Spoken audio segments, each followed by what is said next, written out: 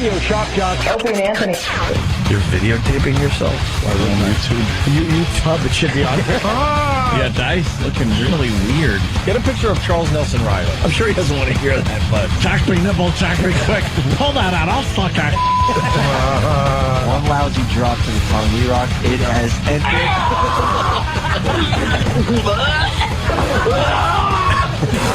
You know the main thing in your life? Sense of humor. Lose that, you're done. You might as well blow your brains out. But enough of this. Let's get the show on the road. And we're off. Yes. Good morning and welcome to the Opie and Anthony program. What it's like to be awake. Wow. You like being awake, huh? It's amazing because it's so rare. I slept, I swear to you, 3/4 of the whole weekend. Friday, Saturday, Sunday. Monday, Wednesday, Sunday, Friday. Blow up, dummy. I was asleep the entire weekend. Really? I woke up occasionally, like barely even did anything. I hibernated, barely ate, barely did anything. I just medicated myself and just What kind of went to medication? sleep. Anything good? Now your basic NyQuil, some Robitussin. Tylenol PM? Some of the no, I'm more a NyQuil guy if I want to really crap myself out. Watched a couple of movies, which, you know, I remember like in this foggy haze. Mm-hmm. And then this morning, I had my alarm set and everything like that, but 3 in the morning, bang, I wake up, no alarms or anything, I just woke up, and I was like, saying to myself, there's no way I'm getting back to sleep. I'm done. So I like answered some Facebook stuff and then looked at the clock. It was 3:30, 3:45 maybe. I was like, just get your ass out of bed. What am I doing? I'm awake. There's no going back to sleep. So I wound up getting in early for the first time in I don't know how long. You're really awake. It's really creeping us out. Yeah. Oh, that'll go away real quick. By tomorrow? Tomorrow. Great. Yeah, I'll get home and be like, I'm so awake. Let me start cracking beers. So we shouldn't get our hopes up. Because this is kind of nice. Don't get your hopes You're up. here early and chipper, and we're checking out videos. And Chipper. dare I say we were actually show prepping? Yeah, a little show prep was going Oh, my on. It was God. amazing. The voice feels better. It's like back and still a little tinge on the left hand side. So I said, Kenny, I for some of that tea and honey. But you know, knock wood. I don't see a problem with that. So yeah, that was just a bad one. All of last week, I was in really crappy shape. The days I was in, my voice was shot. I was really, trying. I think we had some good shows in there, but man, it hit me when I left Thursday. I was walking to get my truck, and I got so dizzy. I'm just like, oh no, this is not good. Pushed it. Were you thinking aneurysm or something? No, I was just thinking I'm really sick, like I got a flu or something. And you can't tell in that icy cold weather because you're sweating anyway, and Yeah. you're walking. And last thing I want to do is, collapse on the sidewalk and have some homeless guy decide he's got to give me mouth to mouth as he steals my wallet. That would be your biggest nightmare. That'd be the security camera for one of the banks. Just see people rifling through my pockets. Would you rather die at that point? At that point, probably. If you collapse on the sidewalk and there's a homeless guy coming toward you, Homeless guy. and he wants to give you a mouth to mouth. I know the CPR. Oh yeah, do you? What movies did you see? I saw 2. 2 movies? I think we saw the same movie over the weekend. Yeah, we were talking about it a little bit. I saw Taken. I saw Taken. I saw Taken. You did? Yeah. 3 Takens. I'm thinking 2 out of 3 liked it just by the look just on by your look at face. Jimmy's face. I loved it. Did you? I swear to God, I Look at loved Jimmy. it. Did you? And I'm not an action guy for the most part. Shoot and kill everything in sight type of movie watcher. But that I really liked. I thought they could have developed the characters a little better. But I hated it. why did you hate it? This is the Liam Neeson movie that it seems like the whole world has seen, even though it's not in theaters yet. Because I was online last night talking about the movie, and everyone's like, "Oh yeah, I saw it last week. I saw it last month." And this movie's been shown all over the world. So that means a lot of copies of this movie are out there. All right, Jimmy, who was talking in a weird way you didn't like? That seems to be how Jimmy distinguishes movies. Does this guy whispers? Oh, yeah, this guy talks like this. What was your big problem with Taken? besides the fact that Liam Neeson's hair dye job looked like he just it looked like he soaked his head with soy sauce. All right, well, we're all laughing because that's. Same thing. I'm just I'm watching, just going, what did they do to his hair? He shoe polished it. It looks horrible. Black hair, and he's no kid. His teeth look gray too, or something. I didn't even know. I couldn't. I get noticed past that he had weird, bad teeth too. And Unbelievable. The daughter was a terrible actress. She was terrible. Yeah. She ran like a retard. Watch when she ran. Dude, That's what my girl said too. Why does she run like that? I started laughing as she's running because she was trying so hard to look like a young girl running. Yeah. But it was a retard run. It was like, Dad! She was trying to portray innocence. Yes. By running to daddy like that. Yeah. And then she gets a horsey for her birthday. She is a retard. Yeah. His ex-wife marries the rich guy, and he brings a karaoke. It's this handheld, awful karaoke machine. Horrid. And then the daughter gets a pony and puts from her new father. Dropped the friggin' thing, pretty much. Oh yeah, she dropped the karaoke like it was a hot potato. Yeah. and did the stupid run over to the horsey. A retard run. He's a ex-CIA guy, and he's moved to this part of the country to be closer to his daughter. His retarded daughter. I didn't care about their relationship at all. She has to walk up to the kidnapping. It was horrendous. They had to develop the characters a little better, but I liked it. I liked it purely on just action. Yeah, the action was ridiculous. I didn't care about. I think I even commented on it on one of the many sites I'm on. It's one of those things where it's like I didn't care. I didn't believe any of that could have happened. No. But I just like the action. Liam Neeson's watching him beat up people is kind of funny with his soy sauce. That stupid hairdo. He's believable when he's beating people up, that's for sure. Yeah. Did you notice that the girl that the daughter went to Paris with was supposed to be just a little older, but she looked like she was pushing 30? Yeah. And acting like she's only 18, 19 years old? And that took me out of the movie a little bit, but she was like the stereotypical, we're in Europe, let's just go crazy. Yeah. Oh, it was so bad. I'm telling you, watch that movie again. I will beat you both out of having any enjoyment of this piece of crap movie. Patrice, I can't even be friends with him anymore for recommending it. He's my ex-friend. Patrice O'Neill's my ex-friend for recommending that movie. I liked it, man. Ex-friend. I liked it. Taken as in a big dump. This is what it was. I absolutely liked the action sequences. Yeah, that was pretty good. The action was good. Action is fine. But I said last night that they didn't wimp out with the violence because a lot of these movies, it's like there's a lot of shooting, but they don't really show you that person is actually now dead. Yeah. This movie was like screw all the rules where everyone's dying in this movie. Everyone. Yeah. A pretty good movie that I saw, and it's available on demand. It's been out for a while. Is Eastern Promises. That's the one with Vigo. Vigo is in it. Russian mob kind of a movie. Okay. And ultra violent, really good. A lot of throat slittings.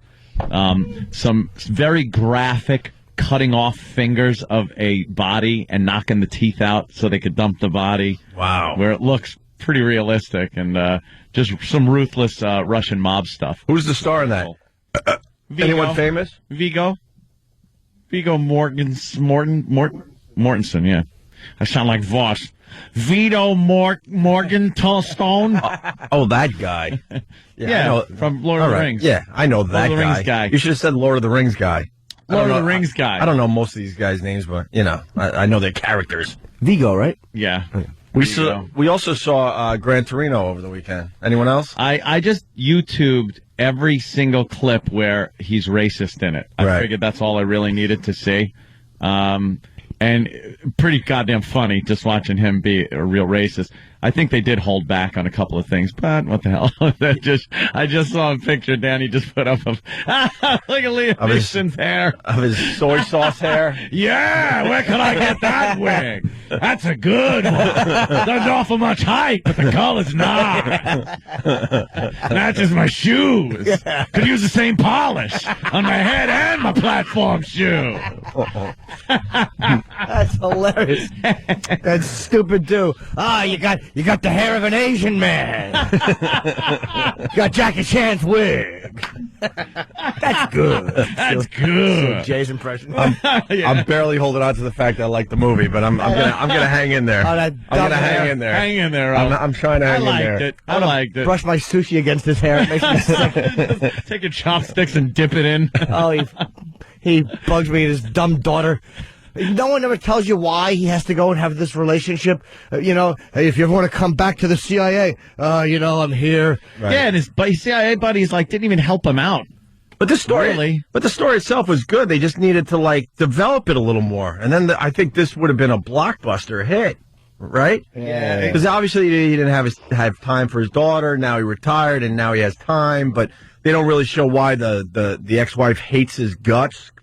Past the fact that their love life is over, what happened? I think because he wasn't there all the time. Yeah, but they didn't really develop that. They should have developed that just a little more. They had a quickie conversation about how he was never there for anything. He was always off in some other country doing his CIA stuff. Right. And then he goes out with his CIA friends, for a few beers and stuff, and then works with them for some security detail. And then his daughter's taken. Yeah. And these CIA guys, you'd think they'd all chip in and help him kick some ass. Know what scene, the last, there's a scene in the movie where he saves the Britney Spears character. Yeah. She's saved. She was going to be stabbed to death. Yes. And then there's a pivotal scene in the movie where they go visit the Britney Spears character. Yeah. And she's supposedly as big as Britney Spears, and she was almost killed. Yeah. And she opens up her front door, and she's living on a regular block. You see cars on the side, she's on in the her side robe street, and just just opens the door. Yeah. It's why wouldn't she be in a gated community if she is as big as Britney Spears? Yeah. And him and that dumb horse-faced daughter of his are just kind of standing there dopedly. She wants to be a singer. Yeah, does she? Yeah. She was such a dope. She should put a shotgun in her mouth and sing the blues. She's awful. Sing the old toe trigger blues. Yeah, better that than an actress. Wow, is that awful? I'm hanging in there. I liked it. I hated that movie. There was a little bit of hardcore in that movie for you George C. Scott fans. It was. There was a point where he's opening up some doors, and I was expecting him to see his daughter just strung out on heroin, maybe getting pounded. Heroin, yeah. And getting pounded, and him turn it off. But no, it didn't happen. Of course, she was the one that they don't, string out. Right. I don't know. Well, she was... I was like, I like the action. That's what I liked about it. There was some good fights, and some gunplay. And none of you guys saw Gran Torino? No. No, like I said, I just watched all the races. Eastwood was really good in that movie. Yeah. Really good. But the plot, and how they spoon-fed what they want to accomplish here was so obvious to me. That frustrated me, but the movie itself was really good. Really good. Yeah, I'm trying to think of anything else I saw. Well, I got a lot of jokes about that, too, because I put on my Facebook, I said, I'm watching King Kong make your own jokes. and they did. Yeah, of course they did. I decided to give that one another shot, but that Jack Black, he took you out of the movie? Totally took me out of it. Oh, he was good. He was good. Yeah. Yeah. 'Twas beauty killed the beast. Yeah. Jack Black takes me out of every goddamn movie. Unless it's some dumb comedy where he's supposed to be the Jack Black character. Yeah. I'm really not buying Jack Black doing anything. I know the movie's old and everything, man. I hated him in Tropic Thunder. Hated him in Tropic Thunder. Yeah, I didn't eat that either. It's I liked Tropic Thunder a lot, but Jack Black was like, ugh. Oh, the drug addict character. I hated him in that movie. Yeah, I thought there was one funny moment with him in that when he was tied up to the tree. There was one funny thing. Right. Yeah, Tropic Thunder I thought was pretty overrated as far as being a funny movie. I had heard oh my God, you got to see this. It's hysterical. And I watched it. They had some funny moments, but, not one of these, wow, I'm laughing my ass off through the whole thing movies. So. Right. It's tough to do these days. You know what movie I saw on Friday night? We went old school. Stupid Ghostbusters. That movie sucks. You can't revisit some of those movies. That's what I'm getting at. And I'm telling my girl, I'm like, this movie, she remembers herself, but I'm like, this movie was huge. It was a Yep. massive blockbuster. Huge hit. I was bored out of my mind watching Is it corny to watch the Ghostbusters. jokes and stuff in hindsight? Bill Murray he's amazing because he's just playing that like sarcastic, Yeah, the Bill Murray smooth, character before like- he got serious. Bill Murray got Right. Yep. But it just goes on and on. It's slow. It's horrible. Yeah. The jokes stink. It's one of those. Special It just effects were doesn't. good. It doesn't hold up. Oh my God! When the monster runs into the park, it's like, wow, we've come a long way with the CGI stuff. Yeah. Because it's just like Yeah. not moving fluidly whatsoever. Well, this does go into the whole thing of how ridiculous people are and what they find enjoyable in movies. Because number one for the second week in a row, what was that? Paul Blart. Mall Cop. Mall Cop. This thing is making a bloody fortune. Maybe it's a funny movie though. Maybe it is. Maybe it is. When I see or him maybe on that little friggin' scootery thingy and he's backing up and going forward, I can't stop laughing. That's hysterical. Dude, I'd rather sit in the cold for 2 hours. If I went to a movie theater and I was looking for something and the only thing was that I could get a ticket for would be Mall Cop, I would just sit outside the theater for 2 hours. There's no effing way I would see that movie. I can't see how it's funnier than his movie where he marries Adam Sandler. I don't see that. I don't see any movie being as funny as that movie because two guys and then they got married. That's crazy. It's so crazy, but they're not gay. Right. So like but everyone thinks they are. Yeah, so the problems it creates, Opie, you'll just laugh your ass off. I took a peek at that movie. I lasted 10 minutes. I'm like, this is horse I couldn't crap. look at the movie poster. Yeah. I couldn't look at it. It was posted outside like the Lincoln Tunnel. Yeah, what's wrong with the public? You have choices out there these days, you idiots. 27% positive reviews, and it's the number one movie in America for the second week in a row, this Mall Cop. Why are people going in droves if we could all check out reviews now online? Check out Who's Our President? Yeah. Enough said. I'm so out of touch with comedies. I really am in general. Like I was watching scenes from that Will Ferrell movie with Step Brothers. John. Yeah. It made my teeth hurt. Yeah, there's a couple. It was horrendous. There's got to be a service where they just show like just the best parts and the funniest parts of movies. A comedy. Because there were a few really funny scenes in Step Brothers, but the movie itself is just horrendous. So hard to make a comedy that just goes like for me, my type of humor and everything. Superbad was hysterical. Great. Love Superbad. Goddamn hysterical movie. Loved it. That is what I find funny. Like, look at him on.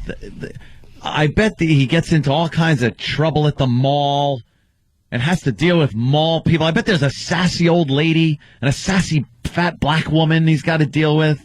You know what I don't understand about it, guys like Kevin James? How bad do you want to be famous or continue your fame that... Oh, please. You think he's sitting there, I know he's making a bloody fortune off the movie, but you think he's like proud of what he does? Yes. As a creative person? That bank account? Well, There's pride in decimal points. Well, let's take the money part out. Obviously, money is like great for everybody, but you think he actually sits there and is like, "Wow, man, I really did something good here. This movie, man, I'm proud of this movie." I don't know. I guess. Or is he like get the douche chills inside and gets embarrassed? Like anything else, when you're doing it, it's fine. You think? Yeah. You think you're doing the right thing. Well, he certainly doesn't need the money. I'll say that. Yeah. King of Queens, he's probably making $20 million a year. Oh, I thought you were Or maybe he gonna wants say to- 20,000. I was going to say perhaps a bit more. I know, I meant to say 20,000, but I forgot it's a show where you're supposed to be funny. But I just gave a real answer. But he had a bona fide moneymaker with King of Queens. Yeah, so. you have a TV series that's on 3 seasons or more, and that thing was on for how long? 7, 8 years. Yeah, And so let me- he's set. Let me tell you something too. We had a chance to talk to Kevin James, and like we can't get behind your dumb movie. It's awful looking. We fake some of the movies when guests come in. We're like, yeah, Right. I saw it, and it's definitely on film. Right. You know? But that, it would have been really hard to go, tell us about Mall Cop. It just looks fantastic. Yeah. All right, we're just getting started. 877-212-0-A. Kent, the movie guy, Jim replied to my email about Taken, made me feel like an idiot for liking it.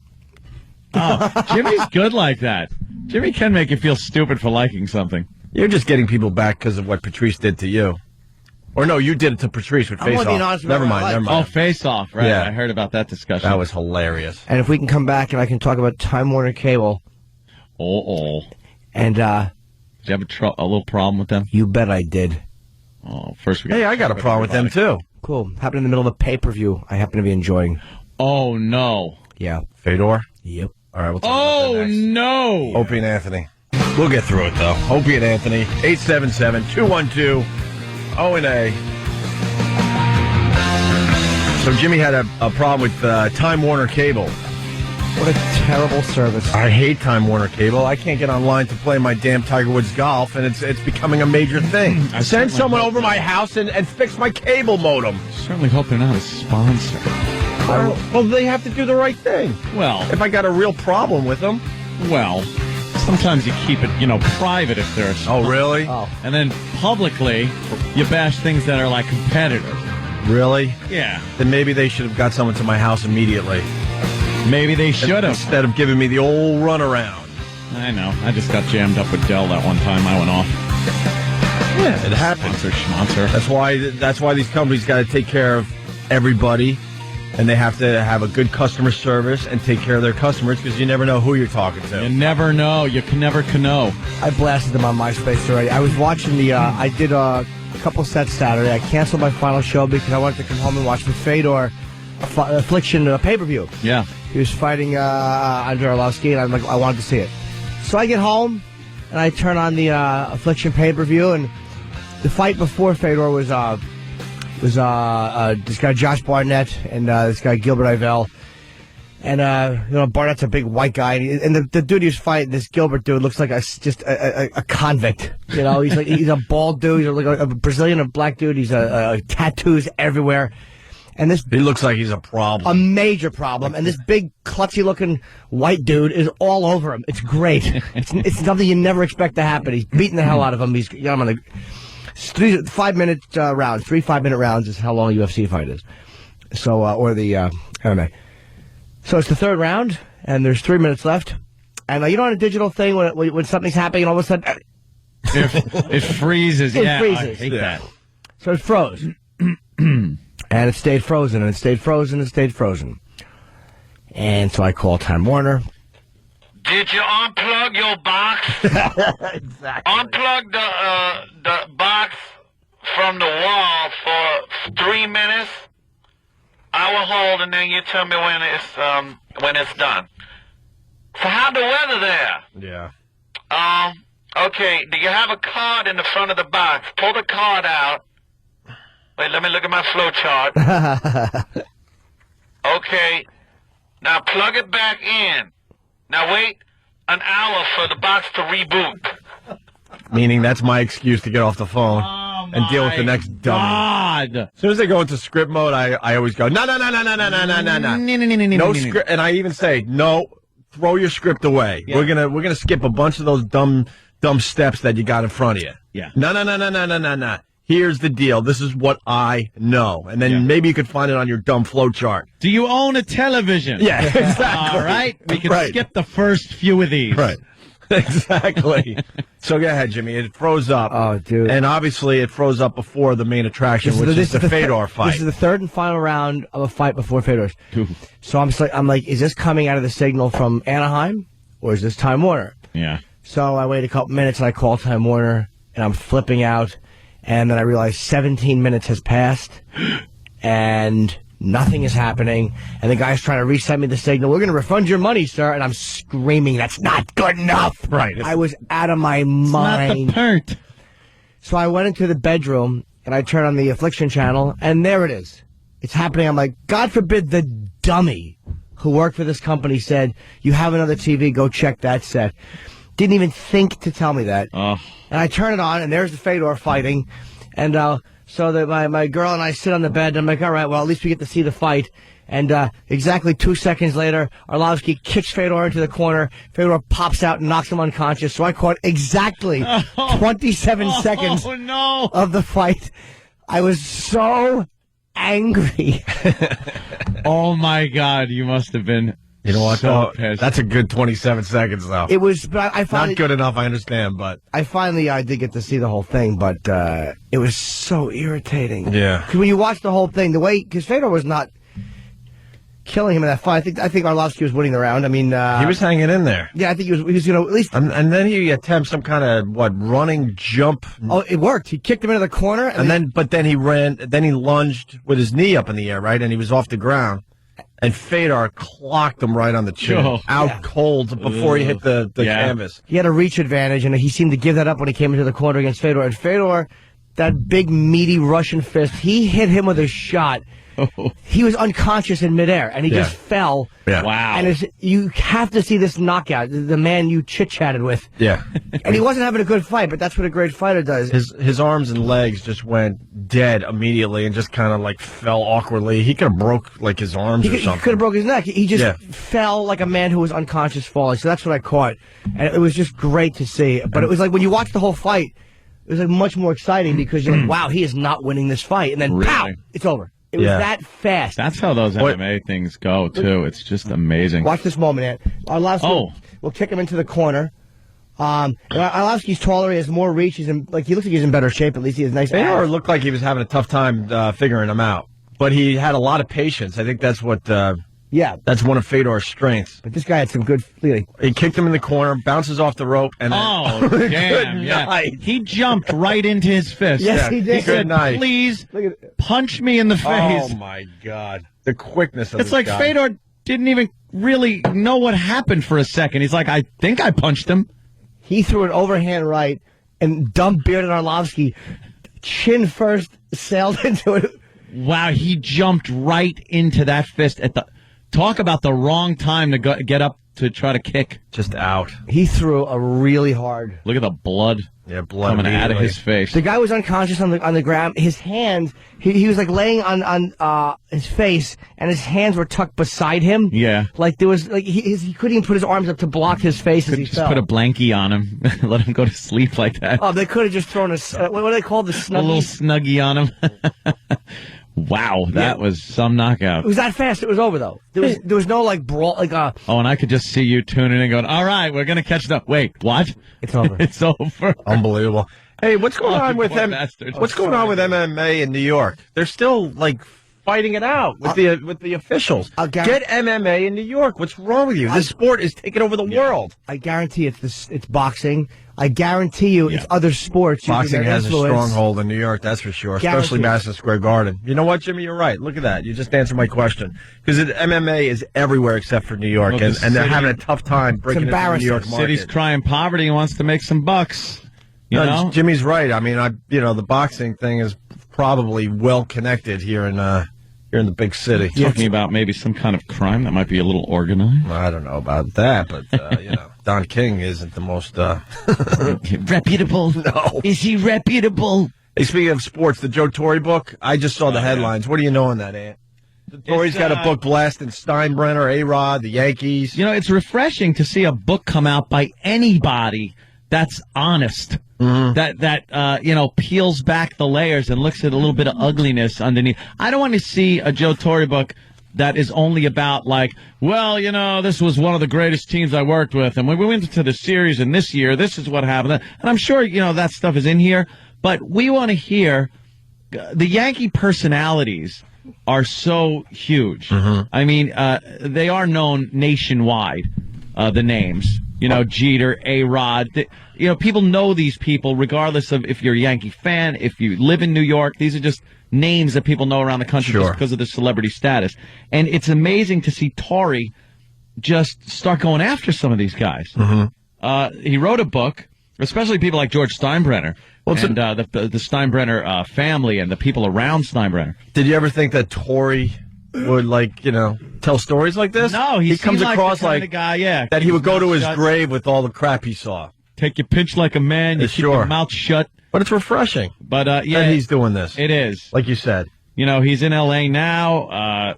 Had a good run with the Dodgers. Had a good season. That's got to make him feel good. Perhaps some of this stuff was really bugging him the past few years. You know what this is about. They showed him the door when they shouldn't have showed him the door. Yeah. I mean Torre, proved himself that he should have stayed in New York for a few years. But whatever. What's some of the bullet points in this book there? Well, headlines, whatever. A lot of people are calling A-Rod a fraud, which is a good one. They obviously pay this guy boatloads of money, and Torre was saying, look, we were looking for a young guy that was going to come in here that we could watch and build and make into something. And he goes, and obviously over the years, I realized this just wasn't happening. Like, this just was not going to happen. Here's one of my favorite little lines from the book, though. Torre says, I said to Alex, do me a favor. At least get a cup of coffee by yourself instead of sending someone out to get your cup of coffee. Which now, to me, comes off as a figurative thing. Yeah. Mm-hmm. Could be tea. Yeah. It could be tea. A little while later, he goes out of his way to find me. He's carrying a cup of coffee. Alex then says, look, Skip, I got my own cup of coffee. And then Torre goes, that wasn't even the point. It was just an example. The point was just to be one of the guys. He didn't get it. Like, to come running up and going, look, Skip, I got my own coffee. Just completely out of touch. Oh, God. Ugh. All right, devil's advocate. Okay. Yeah. He had lifts in his cleats. He slid wig first. He was safe. It was... Perhaps it annoyed Alex when he said that, and then saw him later while he had his own coffee, and maybe A-Rod was busting his balls back, going, look, I got my own coffee. I'm not saying that's true. I hate A-Rod. Maybe. But that could be true. But when A-Rod writes a book and then puts that in it, you know, this is what I'm reading, and you could see that. Okay. You could see someone like A-Rod doing something like that. Like, hey, even if he was being sarcastic, like, look, see, I got my cup of coffee. It's like, no. That ain't the point. Sometimes you just gotta, like, be one of the guys on the team. Chris Charles from Oceanside. I knew this was coming. Yeah, A-Rod only had 2 MVP seasons with the Yankees so far. Some fraud. Yeah, you're right. The fact is, when it comes time to really produce in the clutch, the guy stinks. Yeah. Well, maybe Joe should have said that. Yeah. Yeah. How about this most valuable postseason player? Can you get that one once? Right. Yeah. And by the way, it's not Jimmy or Anthony saying a fraud.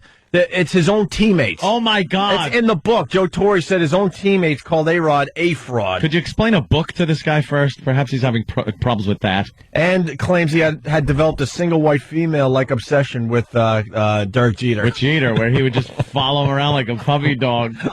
I love my hair like this. Yeah, how about Joe Torre would have told him, you know, hey, Alex, every once in a while, why don't you produce in October? Mm-hmm. How about that? Give him that goal so he could go, look, Skip, I hit the ball. Yeah. And what's the deal with his cancer?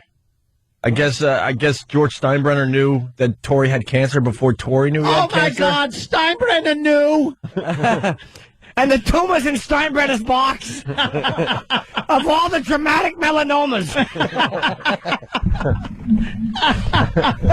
Of all the dramatic things I've ever seen. Joe's prostate's in the dugout holding up a sign. Goodness gracious. The white blood cells are smiling. Oh, that's that's terrible. That's just awful.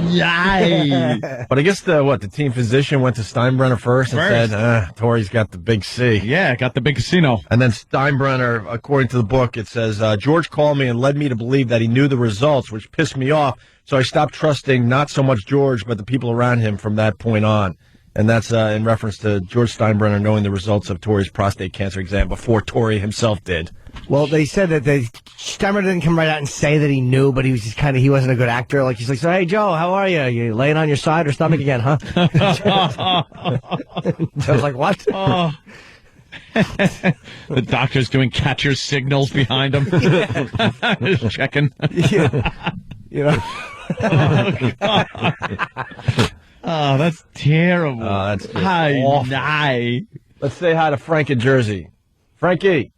Yo, good morning, guys. Good morning, Frank. Jimmy, it sounded like you were sticking up for A-Rod for a minute. That guy's a pompous ass. I'm not sticking up for him. I was only joking, but I was that saying was more of a joke there, buddy. I was saying that you just don't know if he read the sarcasm right there either. But no, I'm sticking up for A-Rod. I think he's a bum. He's a Hall of Fame player, but he's terrible in the postseason, and I just don't like him. We ran into him in Atlantis. My friend was down tying his shoe. He stepped up and bumped into A-Rod by accident. He goes, oh, A-Rod, welcome to New York City. We're so happy to have you here. Good luck. He goes, yeah, listen, kid, don't let it happen again. Big pompous jerk. Ugh. Yeah. You sure he wasn't kidding when he said that?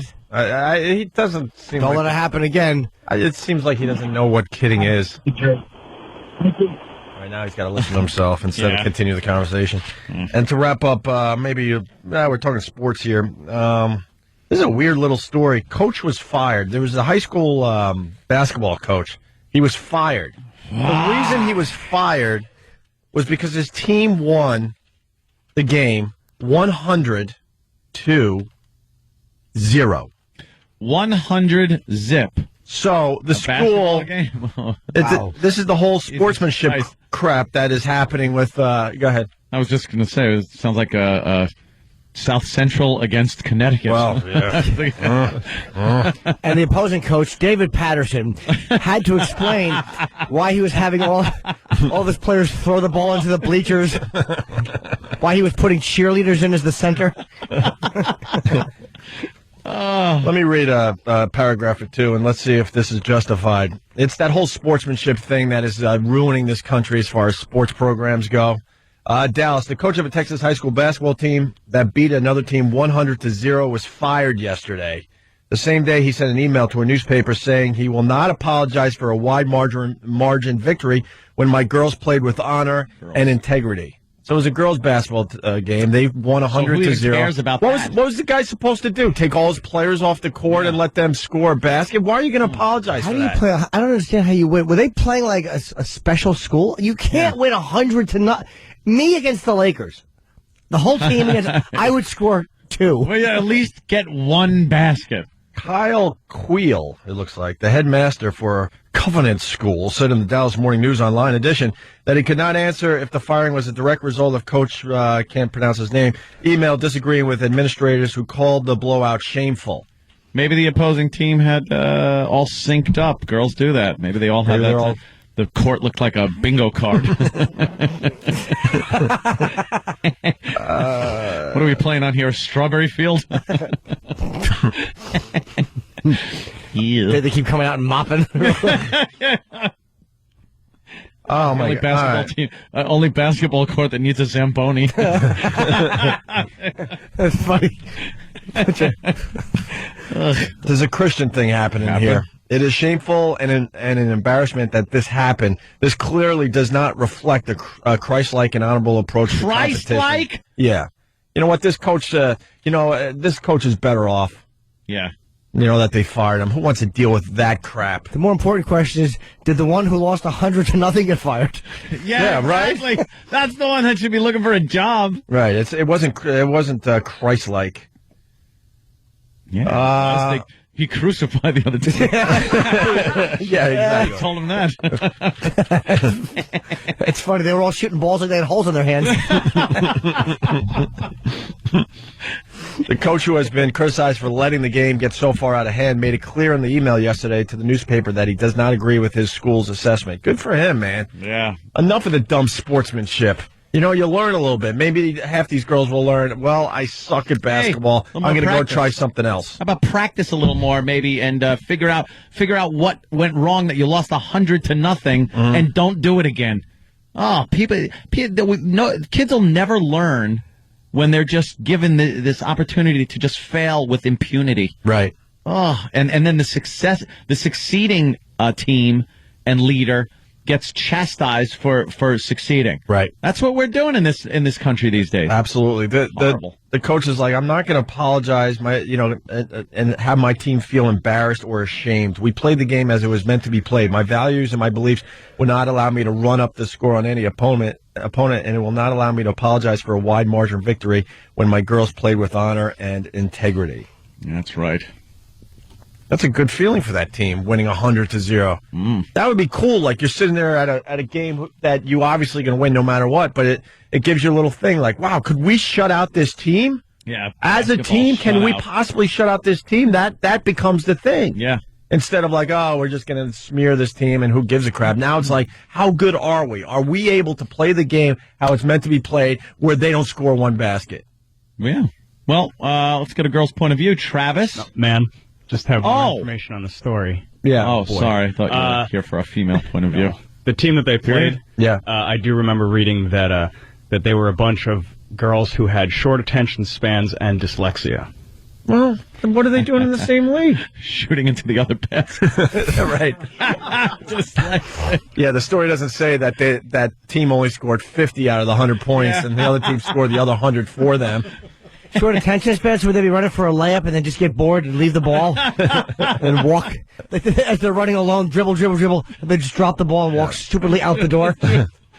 Dribbling, pick up a badminton net and start playing that game. Or racket.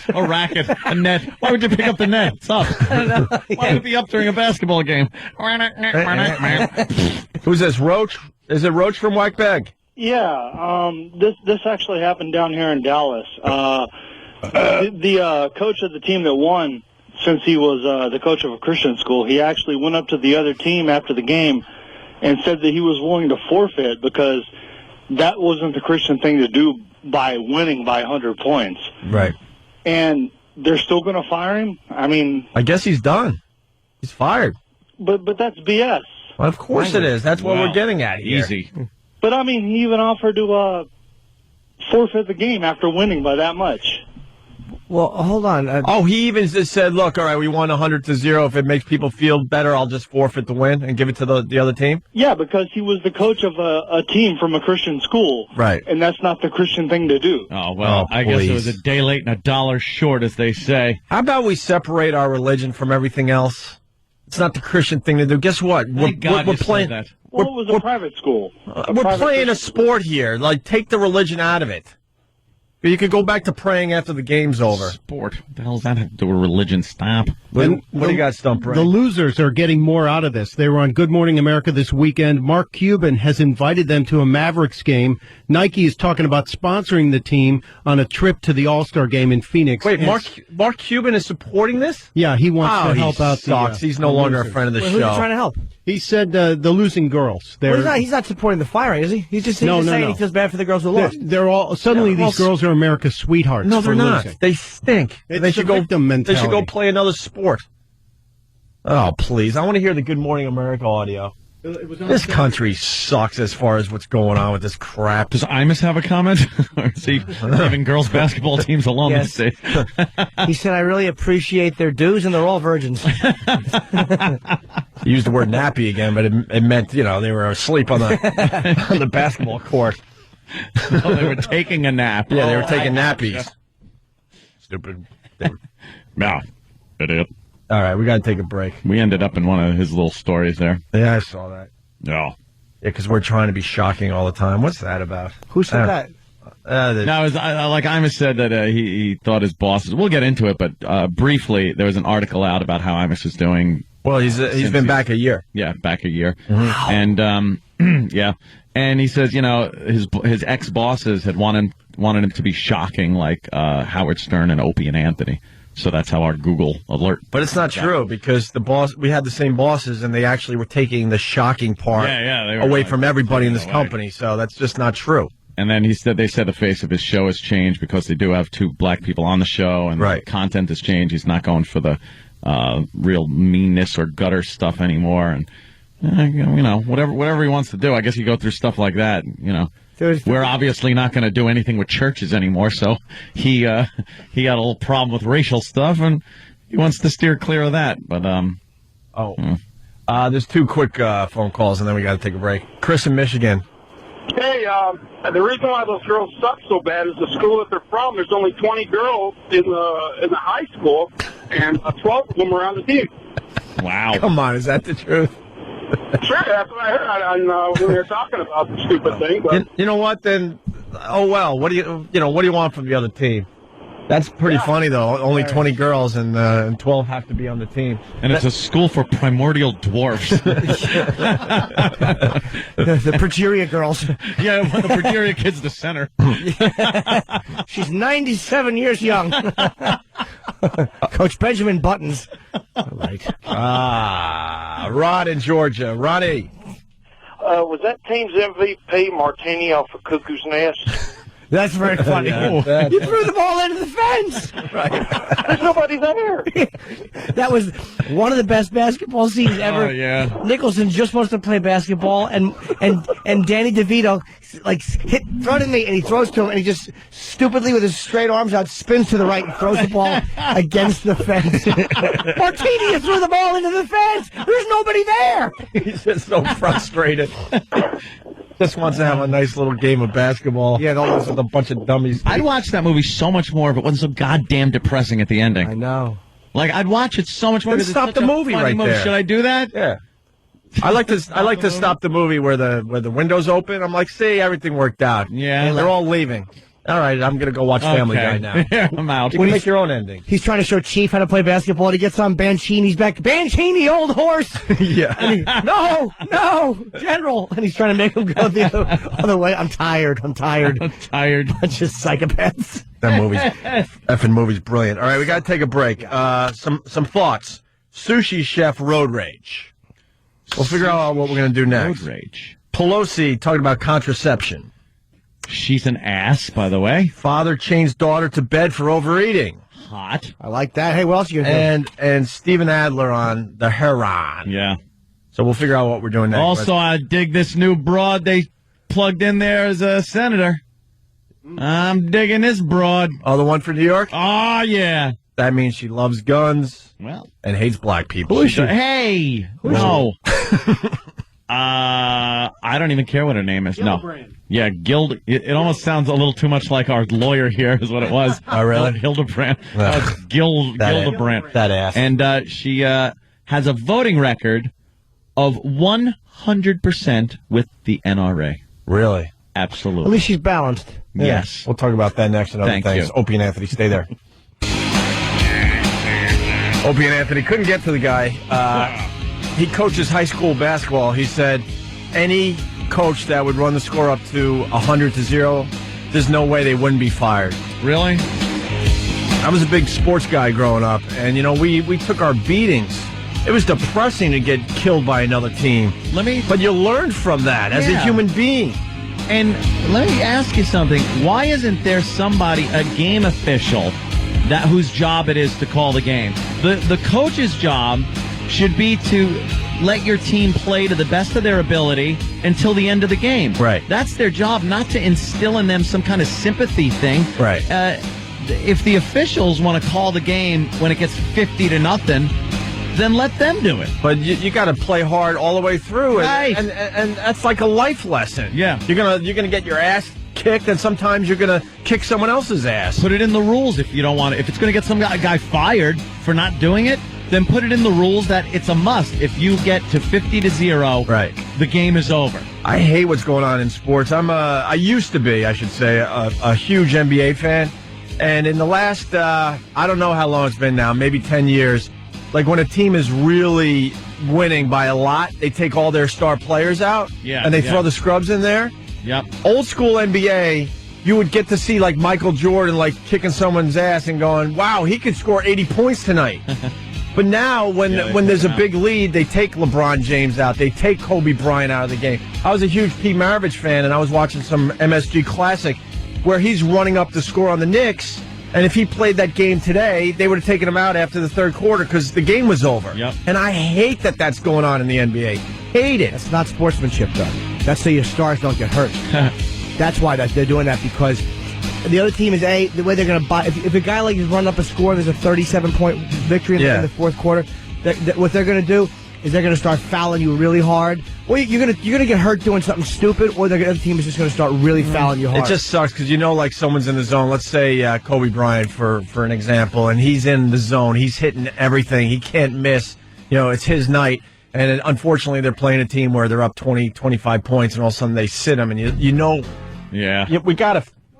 I'm going to kick this after no. Oh, my God. Fix our stupid equipment. That's all we ask from this dumb company. Stupid equipment. Anyway, now I forgot what I was going to say. But the guy's having a special night. Yeah. And unfortunately, now he's sitting out the rest of his special night. He's in the zone. And whatever. I think it's more an injury thing, though, because, again, if Kobe is... if they're running the score up and it's like late in the fourth quarter, someone's going to get body checked into the stands and just take the technical. But they're going to make a real statement with that, and then someone's going to wind up getting hurt, and you're going to lose a guy for the season. Well, as a fan, it kind of ruins it for me a little bit. That's all. You know, you're not seeing those unbelievable individual performances anymore, like a 70, 80-point game, 60-point game, because usually that happens in a blowout and they just sit everybody. You want to see those huge achievements that somebody can do in a whole game. Oh, and here's something. Nick in Ohio, he says the losing coach should just throw in the towel. Like Anthony makes a good point. The team and the coach should just continue doing what they're doing. Right. And if the other team is like, wow, my girls look stupid here, I got to throw in the towel, or if the I don't even agree with the ref calling the game, but don't make the coach like all of a sudden start laying back and taking out his star players and calling the game, saying, "Oh, look, we'll end the game. Well, we understand we've been beating you." Well, like I told you about my nephew Carson. He's my brother's kid, obviously playing football, 10, 11 years old at this point. And when he was on a really good team. And when the team, I forgot how many points, was up by a certain amount, they had to take out all their offensive starters. Yeah. And now these kids have to sit until the other team makes the game closer. That's ridiculous. Yeah. How is this going on and no one is yelling and screaming about this? The world is getting extremely competitive. Just trying to get a job out there, right out here in New York, is a competitive thing. You got to teach these kids that you're gonna get your ass kicked, and sometimes you're gonna kick someone else's ass. I wonder how some of those people that have been raised in that environment are handling losing a job, competing with other people for a job, going in, handing a resume over, doing an interview, and then being told no. We can't have you. I wonder how they're handling that based on how they were brought up with people, always coddling them and other things. By the way, someone is calling me. Josh, Kobe scored over 80 points just a few years ago. I do know that, but what my point is, you don't see it as much because the game has to be close all the way to the end for these star players to continue scoring like crazy when they're in the zone. I guess that's the point I was trying to make. Let's say hi to this guy. He's a high school basketball coach in D.C. What's up, sir? How you doing, gentlemen? Yeah, love you, love the show. Live longer. Anyway, I'm calling to let you know that I coach at a Catholic school. And as a Catholic coach, I have played against another Catholic team, that had a bunch of boys playing basketball that had never played before. But because their athletic director decided he wanted them to play teams with talent, these boys who had never played basketball go up against boys who have been to state championship games. And they got crushed. But I had to sit people after the first half because I knew my athletic director would have killed me at a Catholic school if I hadn't sat them down to teach them that you are blah, blah, blah. In a Catholic school. In a public school, they'd be screaming for blood. They'd want you to crush somebody. But in a Catholic school, even my parents would have yelled at me for this. Yeah, it sucks what's going on. It really does. You got to make everyone feel good. Oh, yeah, it does. Oh, trust me. That's ruining some of these schools right now because I left the school that I was at. Right. And part of the reason was because the kids that are in one of the classes now have been coddled and have been told, you're special. Yeah. No matter how bad you are, you're special. Everyone's so damn special. It doesn't, but the point here is it doesn't sync up with the real world. So you're not teaching your kids, you're teaching your kids a horrible lesson. Yeah. By having a mercy rule, by all this stuff. You're not helping them out in the long run. You're really not. Not preparing them for the real world. I don't mind mercy rules where if they're really young kids and someone's getting slaughtered. It's different in high school, though, where you're supposed to have a bit better mentality. But, a bunch of 8-year-olds are playing, and it's a massacre. It's like, because they grade things on a curve. I mean, it's like, I'm all for just letting them play and suck it up. Kid. Let it go. Just let them play. And then as a parent, you explain, you got your ass handed to you. You had a rough day. I mean, guess what? You're gonna have a lot of rough days in this world, and it's better you learn this early on. That's right. I'm for great Santini rules. Throw the basketball at his head. We don't have to do this break again. It's something we talk about a lot, but just to acknowledge, people are calling and talking about mercy rules, and every kid now gets a trophy, and another mercy rule. Yeah, it's going on out there, and I just completely disagree with it. I will say this though: sports are basically unimportant nonsense. True. Compared to self-esteem. I mean, and again, I believe that you should allow a team to kick the crap out of the other team, but sports really are. Blech. They're nothing in the real world. I mean, we sit around, we watch other men do it. 1 out of 5,000 of us can make a living doing it. And it's like jocks are coddled, and then they get free educations because they can throw a ball and run fast. They stink. Oh, you know what? Someone is actually helping me with my story. Zeno in Philly. No, Opie, you said Carson's team had to stay on defense till the margin was under 20. Yes, thank you. Oh, right. I had it a little wrong. That's right. So the team doesn't even get to play offense anymore until the other team comes back. How crazy is that? Because then you, as the team that is kicking ass, is now going to allow the other team to score because you really want to play offense. So what is that teaching the kids? Thank you, Zeno. Be nice. Be nice. Be nice. All that. Dude, I'd be nice, people. Screw being nice. You could have sportsmanship at the end of the game, and all that.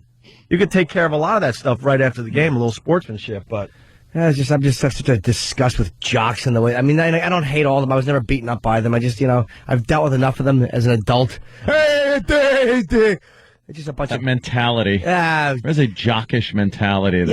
It's like, we know you're terrific, and the nerds are no good at it. We get it. Big overly coddled faggots. All right, let's fast forward then. I say that because none of them are here. Let's fast forward. Here's a guy, Eric in Canada. Canada.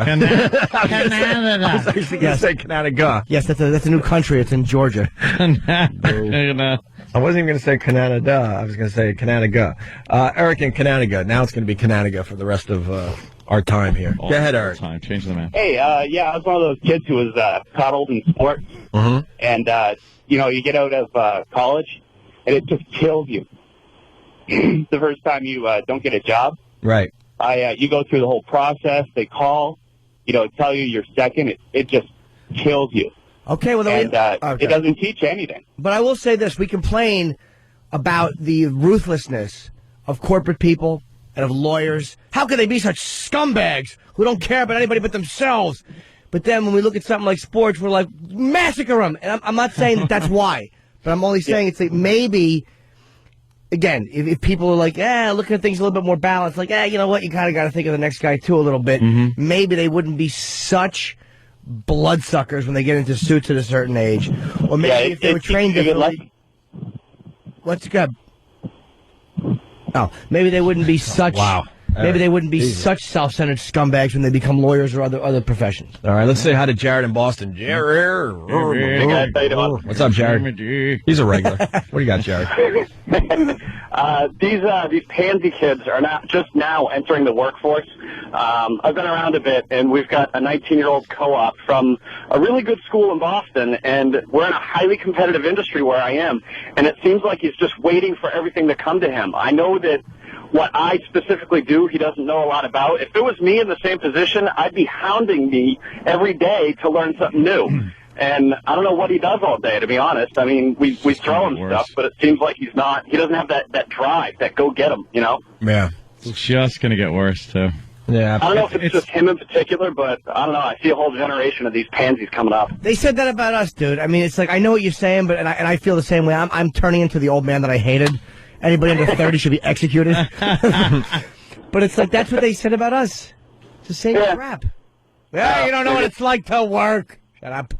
Well, there was an article that came out saying... That's dead. saying that, I forgot what demo, but kids today are just not working. The numbers are way the F down. They're just not working. No, we all had a little job growing up.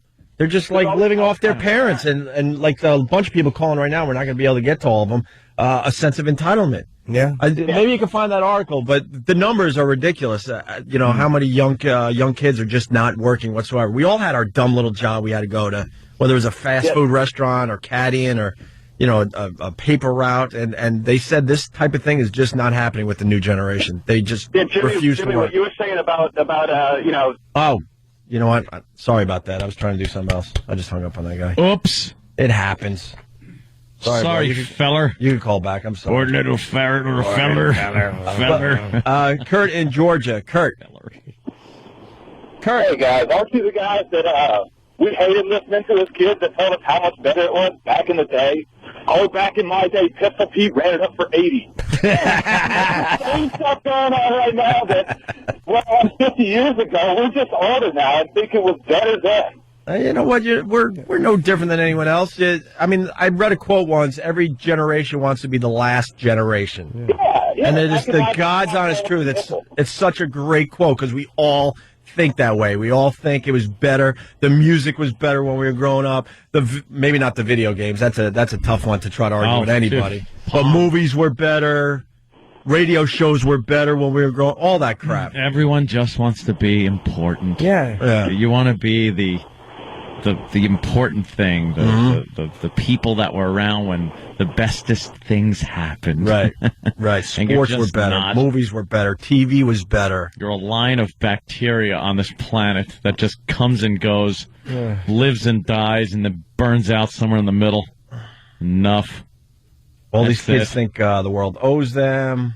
Son's school, everyone gets Valentine's Day cards. We talked about that one. Yeah, yes and no on that one. I mean, I understand it, but you know what? I didn't get them when I was a kid. Why should I be the only one that went through crap on Valentine's Day? I don't want to hear it. There should be another kid in there that was all messed up because he didn't get his Valentine's and got his heart broken and crushed. It prepares you for adulthood. I'm with Anthony on this. I didn't get any cards. I was the one that went home with some lame card from the teacher or something because it was her trying. Prize. Yeah, something like that. She keeps him in her drawer for the poor saps like me. Right. If it makes him feel good. It's like Jimmy just wants hugs. But if they're little kids, because again, it's just another way.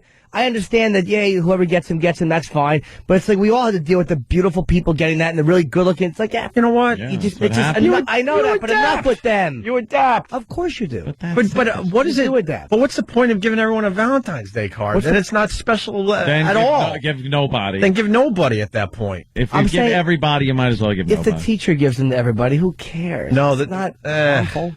How's it harmful? If it makes a little kid feel... I'm not talking when you're in high school. I'm talking you're 9. Prepare a kid.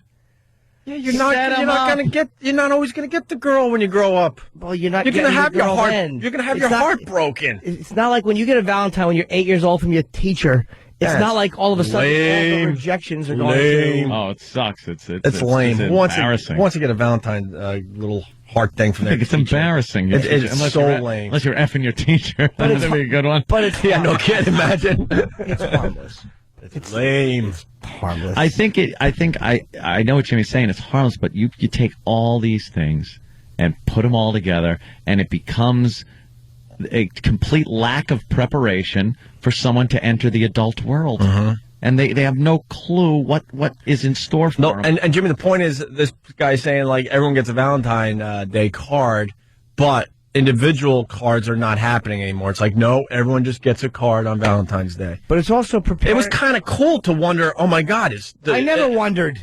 I always wondered in school. You're better looking than I am. I never wondered. Dude, it was in the end column. You don't know how many Valentine's Day cards I had written out and then threw away at the last second and had to just throw them away because she hands hers to some friggin' ass. But just getting that feeling inside, like, oh my God, does someone, some girl like me in the school? And there was a lot of disappointment growing up. Absolutely. But there will be. But it was exciting to. It was exciting when you kind of did get one. It wasn't exciting when we lined up for square dancing and you saw the girl switching places, so she didn't have to square dance with me. That was kind of sad. Yeah, and then I got around with Pam Bernfeld, who was the head of the IBTC.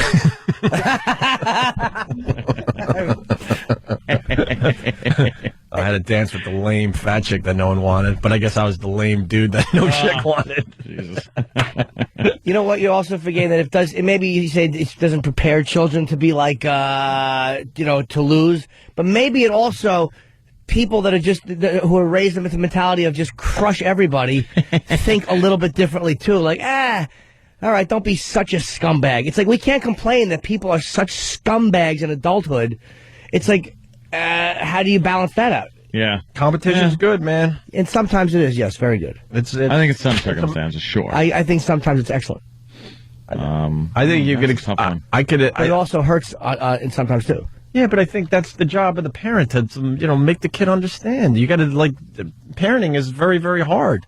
So I hear. I'm not a parent, but you could explain a lot of this stuff to the kids where they would understand and not feel so empty and lonely because they didn't get a damn card for Valentine's Day. But there's a lot of crabby parents, and we all have to suffer. Kid in there. We all have to suffer. We have to suffer because of them.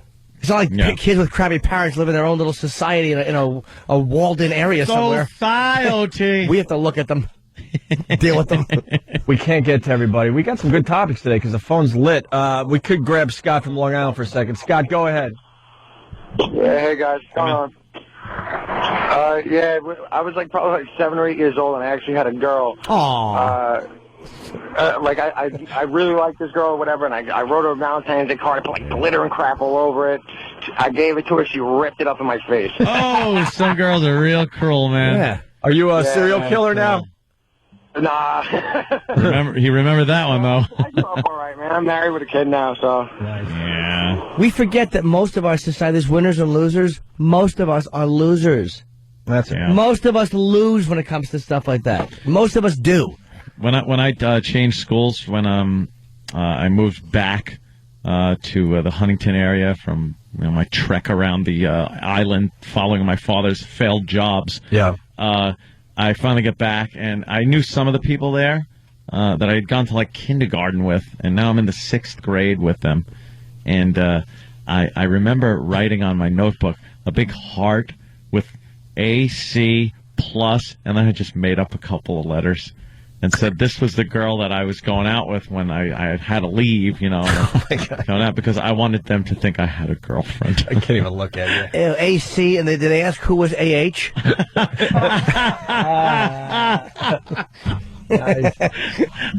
I had to tell them that that was my girlfriend because I didn't want to come back and then to think I'm just coming back and didn't have a girlfriend. Really? So I had that on my notebook, and it was like fresh ink.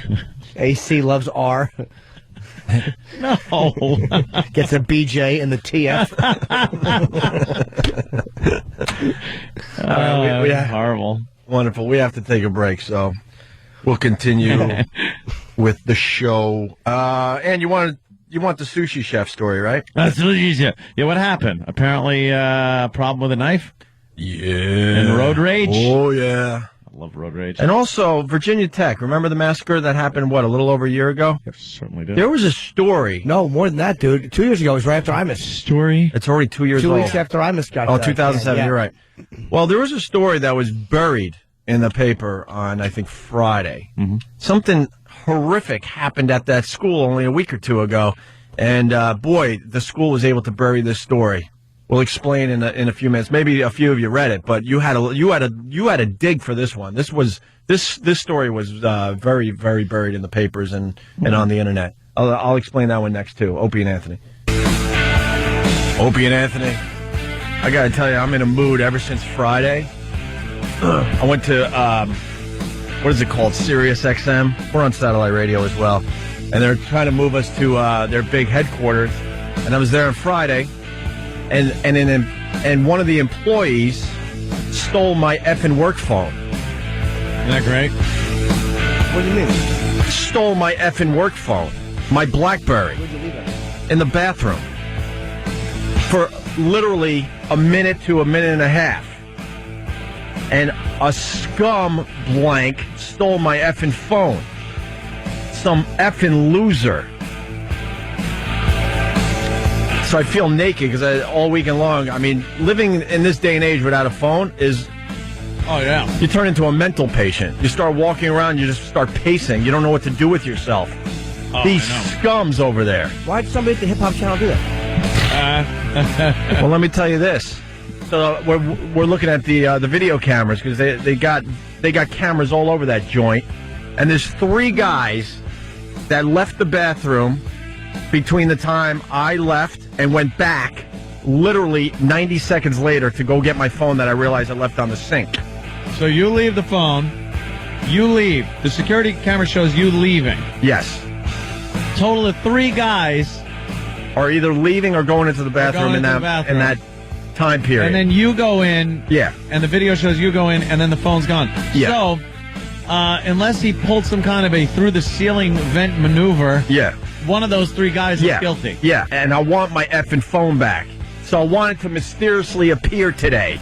Do you know who the three people are? Yeah, and then the guy that runs our channel is like, oh, I know those guys. None of them would have taken that phone. Well, one of them did. Okay? One of them has my effing phone. So sit them down and go old school on them. Get the freaking light bulb above their head that is rocking back and forth. Little interrogation. Uh-oh. Oh, boy. Well, that won't work. I said I'm in a mood. Tell this effing company to give us CD players that work. It's extremely distracting. Sorry. I like that song. Huh? That song called Foot in the CD Player. How many times do we have to tell these people? Yeah, what They do the bare minimum. All we want is stuff that works. That's not asking for much. I came in here today, the microphone was like this. Yeah, it was all... Like it was a swing. Topsy-turvy. Right, I know times are tough, but how about you tighten some screws and get us a CD player that works? That's all. That's all we need at this point. At least do that. So it's three guys. Yeah. So sit these three guys down and tell them to give me my effing phone back. Interrogate. Pull a first 48 on them. Right. I am so livid because they want us to go work over there, right? And in that den of thieves. And there was, this was the first time I really spent a lot of time over there. And this is what I get to bring back to you people. Fine, how do you do? Yeah, they took my phone within seconds. Have the phone magically appear. Leave it on the floor somewhere where someone goes, wow, I found a phone. This is weird. Ain't gonna happen. And give it to the receptionist or the security guy. I know that ain't going to happen. Well, I will interrogate the three guys because now I know which three guys it is. And it was also, you did call and check lost and found, like none of them. Yeah, and the phone was ringing. You know when you lose a phone, you ring it like, hello, do you have my phone? Are you going to do the right thing, give it back to me? Considering we're all one happy company and we all work together, right? This wasn't at some weird restaurant or some strange place where when you leave a phone behind in those joints, kiss it goodbye. But at the workplace, you would assume they would do the right thing and give it to the receptionist or the security guy. Unfortunately, lost and found is full of jobs. Right.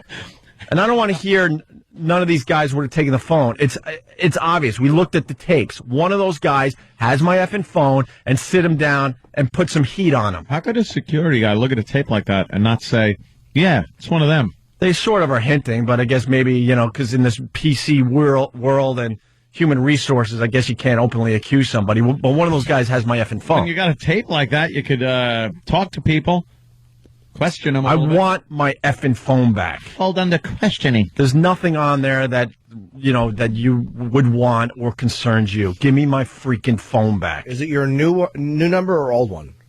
The new one. I'm getting a replacement phone and all that. That's not the point. Some scum that we're supposed to be working with on a daily basis has my phone.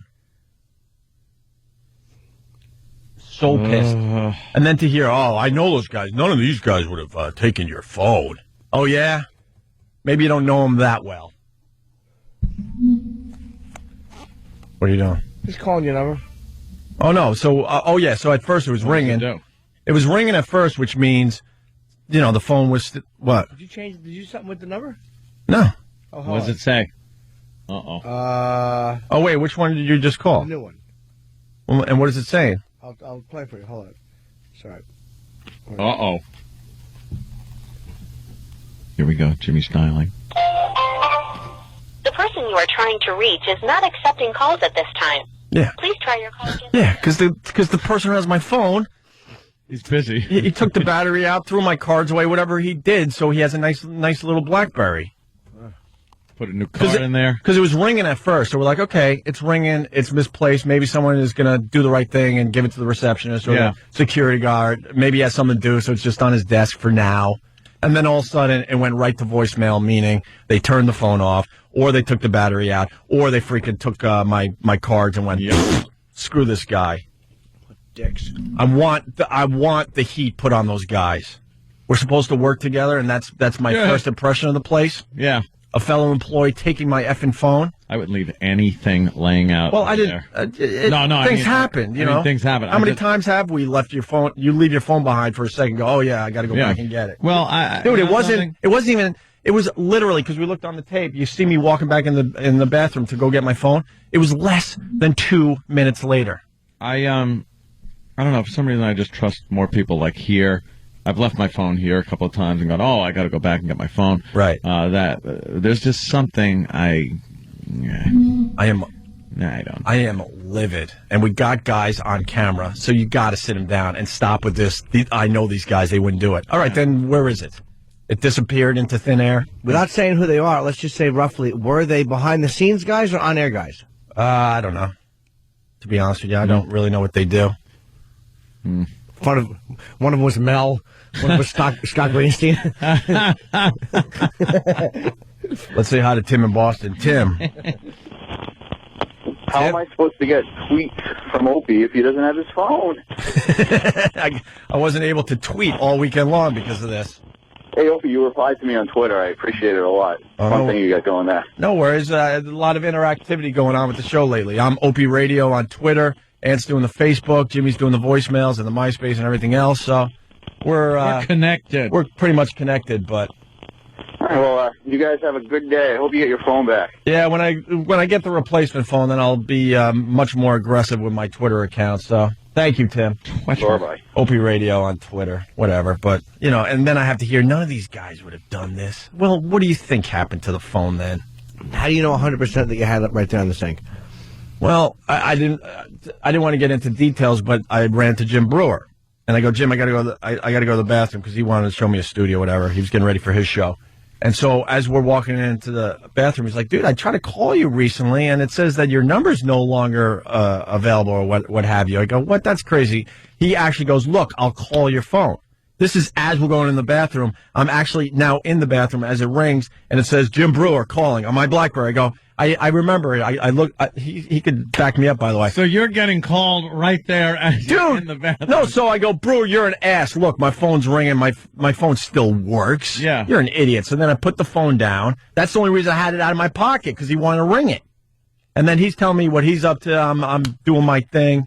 And then we walk out of the bathroom. So you know it was in the Yes! bathroom. Right. Okay. And he could back it up. Wow. And then we walk down the... Brewer took it. I was a little suspicious. Then we're walking down the hall. I'm like, oh, my God, I forgot my phone. So I turn around. You see all this on the video camera. And it's gone. A fellow employee. Bunch of scums. Boy, I know not to do anything there. All these cameras. Oh, they're everywhere. Jesus. They're everywhere. So, Losers. How am I going to get that drill into the men's room to fix that little... Yeah, that little... those booths with no holes in them. Right. Got to make friends somehow. Got to see a guy when the Broadway channel walks in. You're going to have to spray paint over that camera for a second while you bring your bracing bit in and twist away. Yeah. Let me say hi to 13-year-old JC. JC, what's up, buddy? Hi. Hey, boys. Hey. If you look at Steve's profile on Twitter, he just plugs Foundry again and again and again. Like, he's like, Mom Played Crew, new reviews, FoundryMusic.com. He just keeps on plugging it. Yeah, That's why I'm not following Steve, because he's not a human being. He doesn't understand what Twitter's all about. You give a little personal knowledge. This is a plug fest. It's just a plug fest. Same thing on Facebook. I've just looked, and it's been nothing but Steve and the website. Does he plug the Opie and Anthony show? No, he plugs FoundryMusic.com, of course, Jimmy. Steve, why don't you plug the Opie and Anthony show? No, wow. Why would he? Thanks, 13-year-old JC. Opie, friend me. Like, I plug my gigs, but I always plug the Opie and Anthony show. Yeah. Hey, JC, what's your Twitter name? Same as Stumpbrain, 13, as in the numbers, YR old JC. All right, I'll look for you. I'll start following you for a little while. All right, wonderful. Well, then again, if I follow a 13-year-old, the authorities might be alerted. JC. Yeah, it's like, hey, let's hook up. We're at a McDonald's. Candy in my van. Yeah, it's kind of creepy to follow a 13-year-old on Twitter. That might be a red flag out there, JC. I know it's innocent and you're just a fan of the show, but you do understand. Hi, Opie. This isn't a social visit. Yeah, I'm pushing 40 now. I shouldn't be following a 13-year-old. We have your phone. Yeah, Opie, we have your phone. Yeah, whatever. They ain't finding crap on there. Good point. It's not even about that. It's like that someone would do that. That in a workplace. I understand everywhere else, of course, you expect that you'll never get your phone back. All right, JC, thank you. Do we have time to squeeze in the sushi story? Yeah. Ant's a big fan of the Roadrage story. So am I. I love the Roadrage. And I want you to, listen to this, Ann, and tell me if the guy's justified or not. All righty. All right. I thought I was dying. Yes. I actually said a couple of prayers in the EMS. 1 minute, Jack Zyback was driving to work. The next, he says, he was fighting off a knife-wielding sushi chef. What he did to Mr. Zyback was, I guess, what he does to, he treated him like a slab of tuna. I'll put it that way. 23-year-old Zyback was commuting from Brooklyn to a cell phone store he owns in New Jersey when he crossed paths with 37-year-old Yao Zhu, and an incident of road rage went off the deep end. This is why you just never know who you're messing with, man. I say Yao Zhu is in the wrong. No. In this one, no. I say he's in the wrong. Why? I'm just making an assumption. I already know what happened. Oh, I know why you're saying that. Oh, really? Which is very clever. I'm in. Got to pick one. 50-50 shot. Pasta chef, you might go maybe. Sushi chef, he's wrong. Yeah, I'm with you. On his way to make egg rolls, wrong. But sometimes you think you're going after an easy target, and then you run into, like, this guy who's really good with a sushi knife. Yeah. Zyback says he pulled over after accidentally cutting off Zhu, and he says that's when Zhu started cutting him. Zyback says Zhu first approached his minivan, but when Zyback tried exchanging his license and insurance card, the attack began. He kept trying to reach for my neck, and he actually got me right here. He did it like 7-8 times. Zyback received 100 stitches. Police have filed assault charges against both men, but Zyback's lawyer says his client's wounds should convince the court he's the victim. Wow. This could have easily have been a homicide, and actually, in my opinion, should be charged as an attempted murder. Mr. Zhu's lawyer declined to speak on camera, but told CBS 2 News, quote, "The truth will come out in time." He would have been a homicide if he hadn't quickly wrapped rice and seaweed around the wound and driven him to the hospital. They blocked up the wound with wasabi. It's horseradish. You're most likely to have come across it as the powerful paste wasabi that's eaten with sushi. With sushi. Sushi. This was a crazy sushi chef. Wow. I accidentally cut him off and then went to trade, like, license and insurance, so he hit him. Yeah. Yeah, probably. So the guy works in the cell phone store, hit the other guy accidentally, pulls over, sushi chef pulls over next to him, starts hacking him. Yeah. That's rough. It sure is. That doesn't sound like something that just happens. Nope. It was probably some, There's something not being told. something going for a couple of miles. You got to think. Maybe they were trading paint all the way down the FDR or something. Done wherever that. the hell they were. Get close to trading some paint. Mm-hmm. See, I don't stop, though. I'm not going to stop. Road rage incidents happen when someone stops lunatics or goes, slows down enough to be right next to anybody to give them time to do anything. Right. I'm just, whoosh. I'm right by him. Bye-bye. I zip away. Bye-bye. That's it. Zip. Gone. That's not nice. Crazy. All right. I wasted too much time on the cell phone thing. I'm sorry, but that's fine. I'm just livid, especially with the. I don't think any of those guys would have taken your phone. Really? No. I'd be mad. Oh, great, too. thanks. It's going to be a lovely working environment over there. How's your new studio, at least? I'm going to feel like veal. Let's just put it that way. Ooh, they feed you a lot. They help you stand tall. I think there's a good. They treat you tender. Bread you? What do they do? I think there's a good place to play the FU line to see what other people are pissed about, and then we'll get back on track with some really, really good stories. This Virginia Tech story that was buried. Wait till you hear what happened at that school where what was that kid's name? The Asian kid that shot everybody? Yeah. I don't remember. Where he killed 30 some odd students. Good, you don't remember his name. Yeah, because he was looking for that, right? Michio Kaku? Oh, no. Oh, Jimmy. Oh, he's a genius. But this, doesn't remember me. This story at the same school. No. Huh? Oh, you saw him? I see him all the time. He's a genius. I said, he doesn't remember me. Oh. I see him, and he's like, hi, and he walks by like I'm some... Oh, he's be like, Jim Norton, you were on our radio show. He's nothing. Nothing. Oh. He's too busy trying to figure out the universe, Jimmy. I know. I just want to nod. Just a nod to Jimmy. I don't want him to grab me and spin me in a circle as one would a lover on the beach.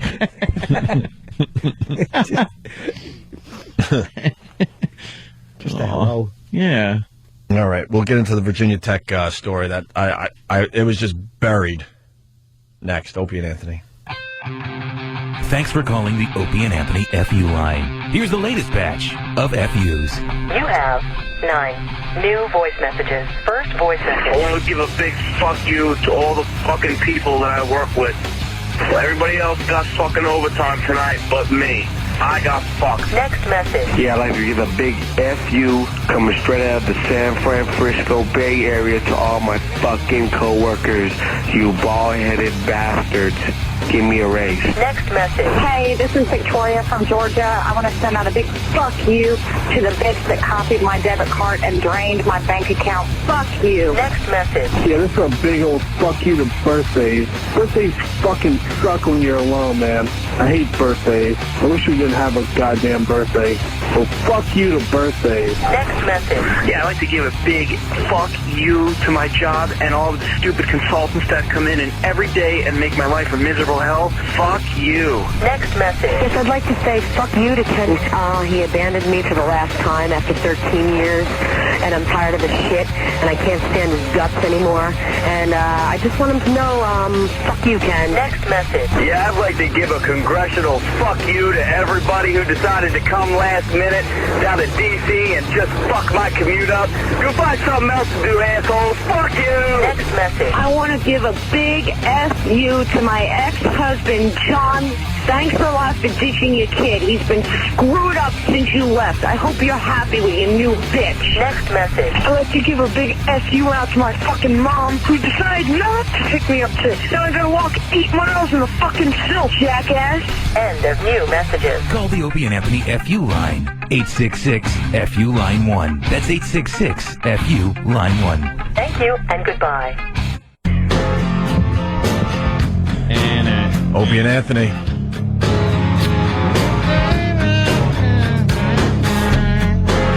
Is it going to screw up? You going to kick it? I'm looking at the peanut butter hat video. Here's the problem. We can't link it on onaradio.com because 4K. Because the video has our website on it, and they refuse to promote our website. So you, as a listener of this fine radio show, have to search it out on your own. They just make it hard every freaking day for us. But that's good. That's good marketing. To not. I was all excited to tell people, go to onaradio.com. You'll get to see the peanut butter hat video. And Stumpbrain's like, well, you're promoting your website. There's a little graphic that says your website on the video, so we can't put it on onaradio.com. Why don't they just put it on onaradio.com? Will you stop trying to make this radio thing so effing hard? Just do it. Just put it up. God almighty. Will you effing help us for once? It's a fat kid with peanut butter on his head and face. I don't get why we can't do that. So you got to go to YouTube and search it out on your own. Good luck finding it. But I mean, it's like the stations, you got to look at it smartly. That's the option, YouTube. It's like they're competing with YouTube. Right. It's up there. Right. What are you doing? Yeah, you don't have a choice at this point. The radio is basically falling apart, so you got to kind of allow some of this stuff. Believe it or not, we don't have kiddie porn on our show website anymore. Oh, we might have a couple little boobies or something. Who gives a crap? It's 2009. Will you stop? You cannot. Just stop already. Even it's hard for MMA and all these people to protect their content. It should just be on the site. Of course it should. Of course it should. Because what's going to happen if people want to see it, they're going to look up E-Rock, peanut butter, whatever it is that you look up on YouTube, and they're going to go find it there. And you know what? That's website traffic you don't get. Right. Yes. God almighty. Stop being so territorial. Look, I'll just take all their web traffic away. Opie Radio on Twitter. A little later, in between shows or something, I'll give the link to everybody that's following me. That's what I'll do. We'll take it upon ourselves to do the right thing. I'm in a mood. I'm really sorry. I want my effing phone back. I thought about it all weekend. I want my effing phone back.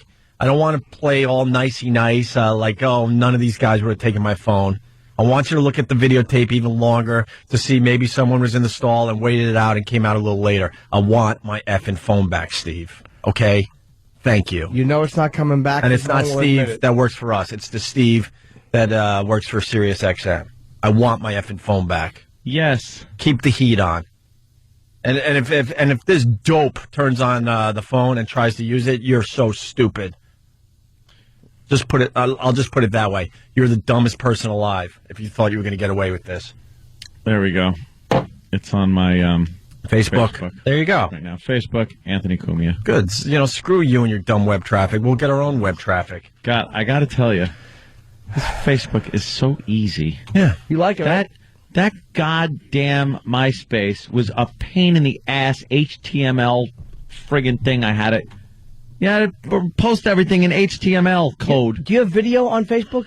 Yes. It's real easy. Yeah. I'm a member of the Facebook community. I got video. I upload pictures on my phone from my phone, like within a second of taking the picture. I go blip blip. It's up there. Right. Well, aren't you a big shot? I'm not kidding you. Nice language for your mother.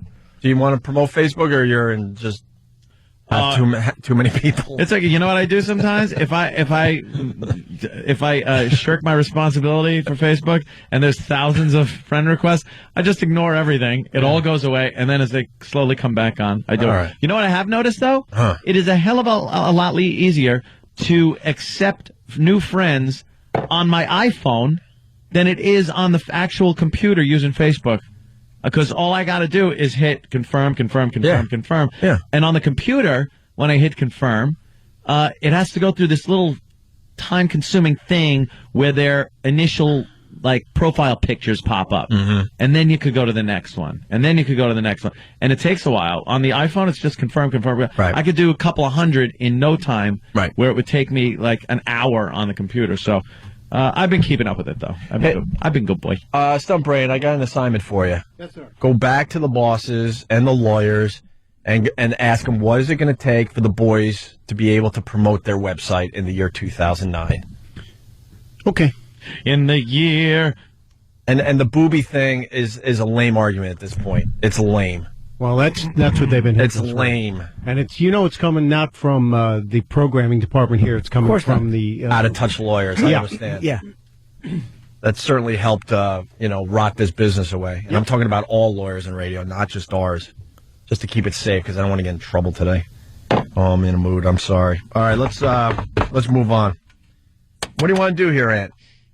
Weren't we going to do the Virginia Tech thing? Yeah, what the hell are they up to over there? I know they had their tragedies in the past, but yeah, you had the kid, killing 30-some-odd students. Horrible story back in 2007. Mm-hmm. And I'm going through either a newspaper or a placemat. Yeah, one or the other. One or the other. New York Times. It was a placemat. Best correction ever. I know. Ever.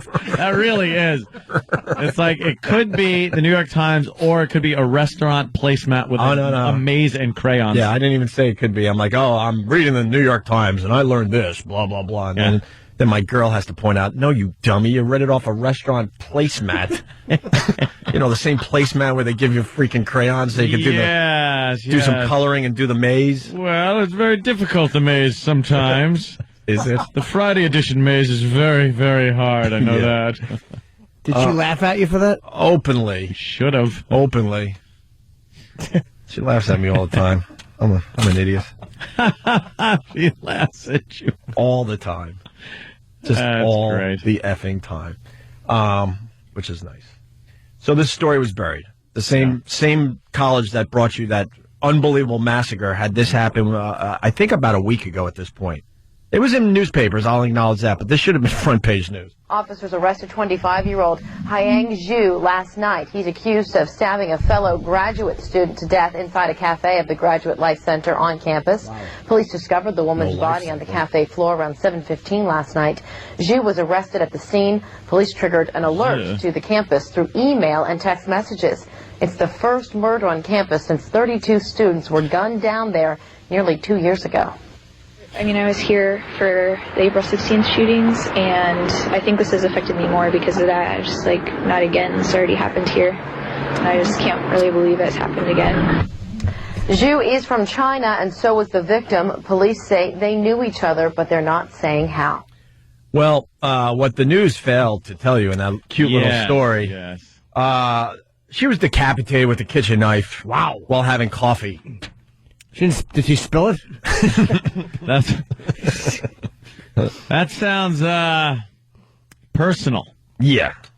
That doesn't sound like one of those, They failed to mention that. I'll just do this. They failed to mention that he was sawing through her head, her neck, and decapitated the young woman. Not to speak ill of the dead, but this is a great commercial for Sanka.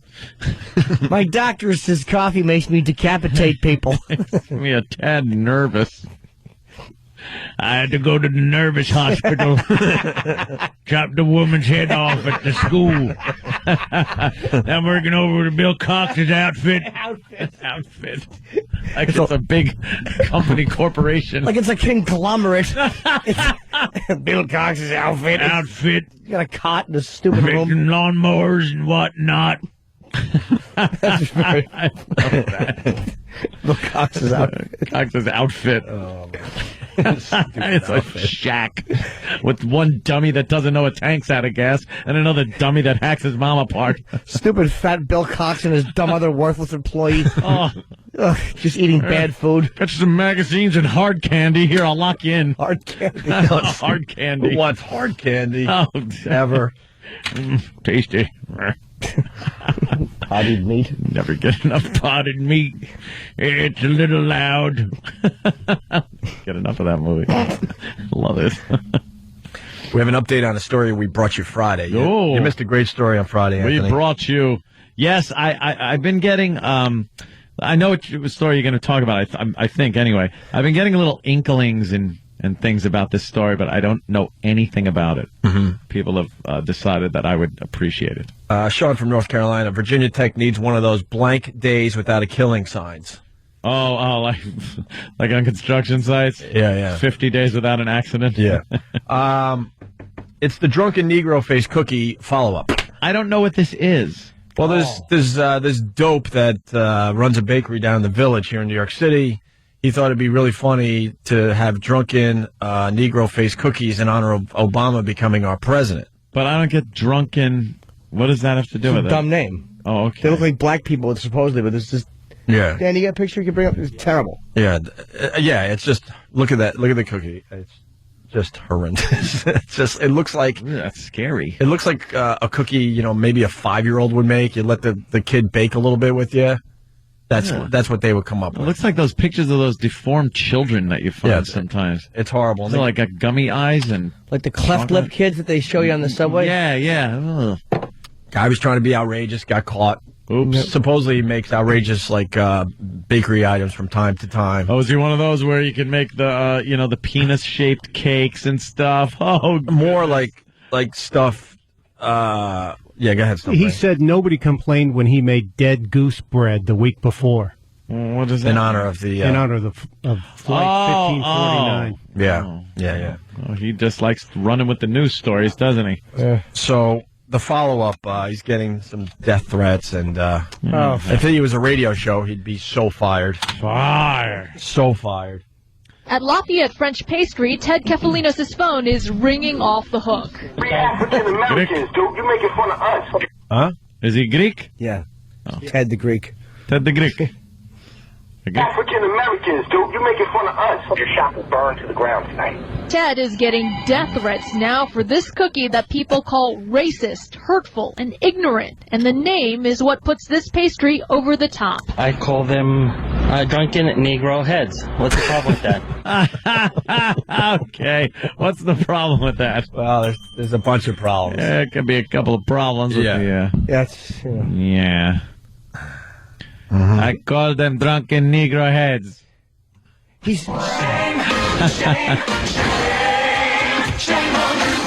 But when you listen to him talk, he's aggravating. Yeah. He's an aggravating guy. He's not saying, hey, I was just trying to be funny. What's the problem?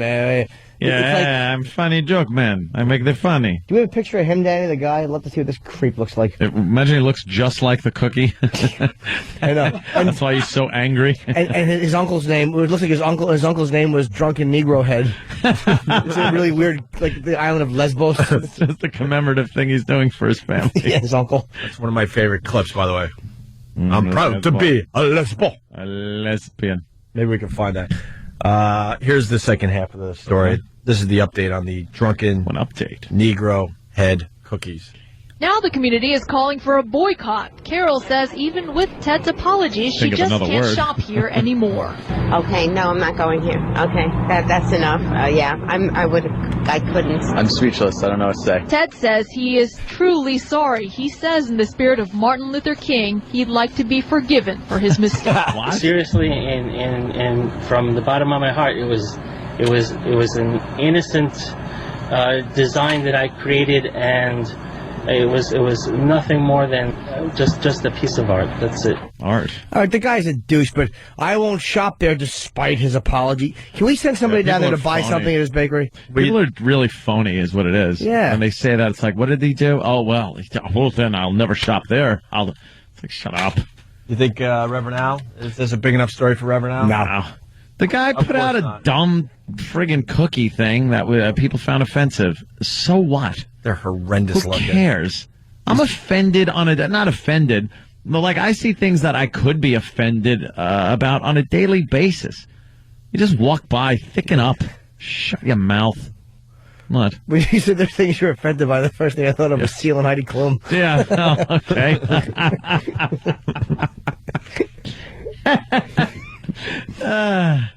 People are just too oversensitive these days, with especially race. I think where it comes in. I don't. You know something. Again, the double standard. If it's the other way around, and there's some kind of anti-white, or even if you delve into the European race, where you got an anti-German or Italian or whatever thing, it would go unnoticed. I think the problem unnoticed. I think the problem we had when we were discussing this on Friday, the guy was just an ass. Yeah, the guy's an ass. It really bothered us that he was just an ass. He was annoying. He's like trying to be outrageous. Thinks he's funny and outrageous. He's just being stupid. And now he's backpedaling because now he knows his business is at risk. But like, why don't you keep making the cookies? You know. Yep. Let's see how brave you really are, buddy. Yep. They did have him on tape saying they're in honor of our new president. He's following in the same path of Abraham Lincoln. He will get his. Yeah, he did say that. Was it on tape? Yeah, that was in the interview. Oh yeah, we played that on Friday. No, but I did his cookies. Did he mean that? Yeah, probably. We didn't. No. That was alleged by a woman.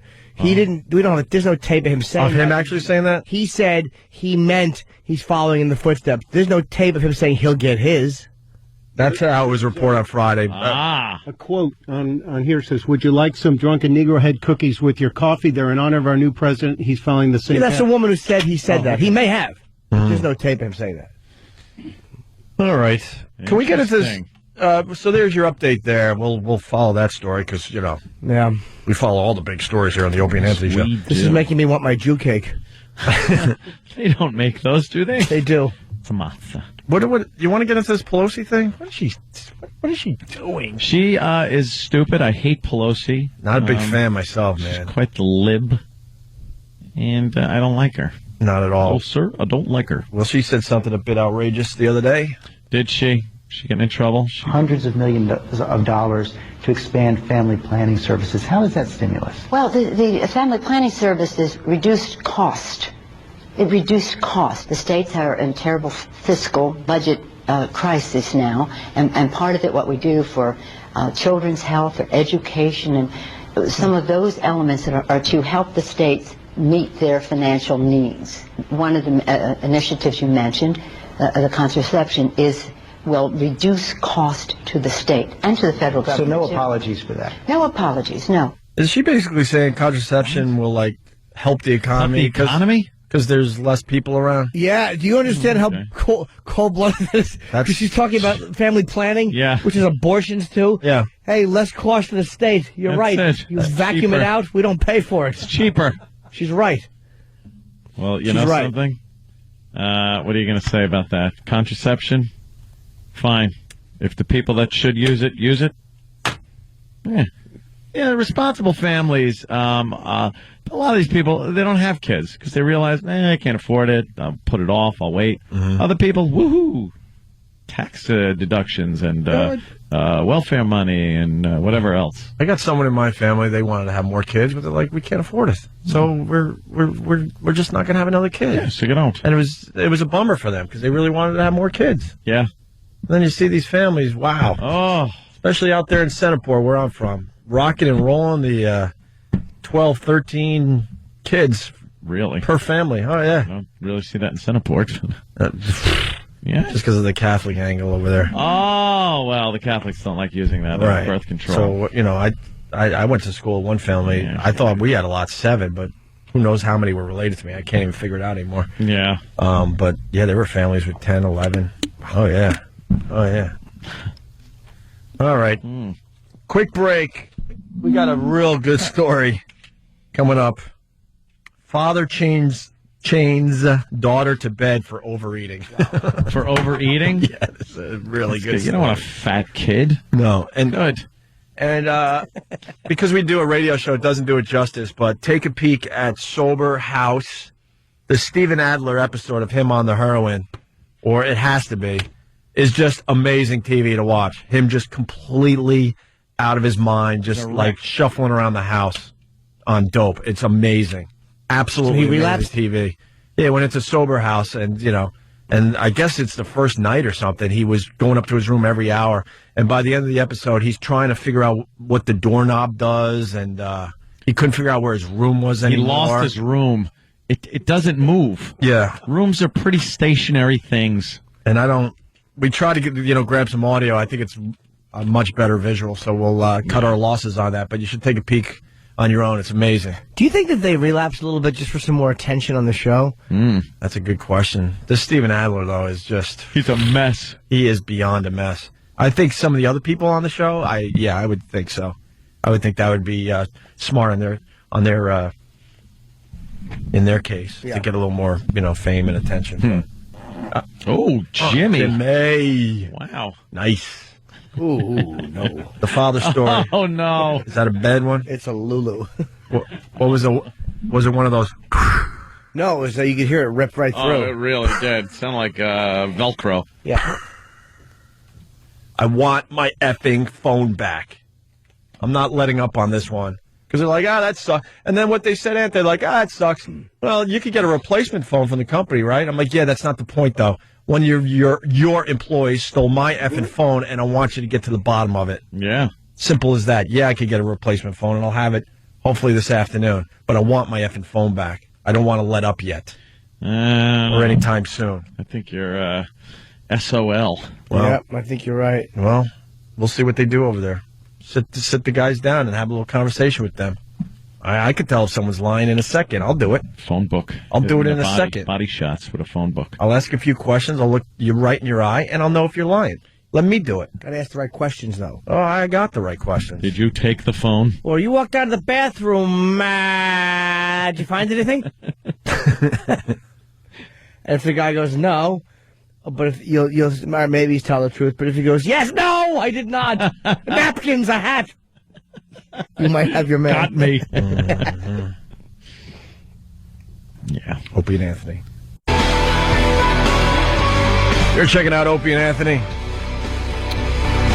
Little question, Anthony. Yeah. Billy Joel. Yeah. Crashes into that house, right? Remember that? Or into a tree, I think, in this case. He's done both, I'm pretty sure. Talking about crashing into a tree. Yeah. How many years ago? Wow, you're going to tell me like 10? How many years ago? Just, you would guess what? Be real. I'd say 6. Really? Yeah. Nailed it. Did I? Did you read this? No, I swear. If someone asked me that, I would have said, 2, maybe 3 years ago. Tops. And also on this date, how many, well, that you could just figure out by doing a little political math. 11 years ago today, Bill Clinton and the Monica Lewinsky thing, denying that he had the affair with Monica. Jeez. Speaking of Bill Clinton, you know what? We didn't go with the obvious thing here. His wife, Secretary of State, yes, has to travel the world. The whole world now. Is this guy the happiest man alive? He's going to miss her. Oh, is this guy the happiest man alive right now? Yeah, it was, she was traveling the country, but pretty much between Washington and New York. Yeah.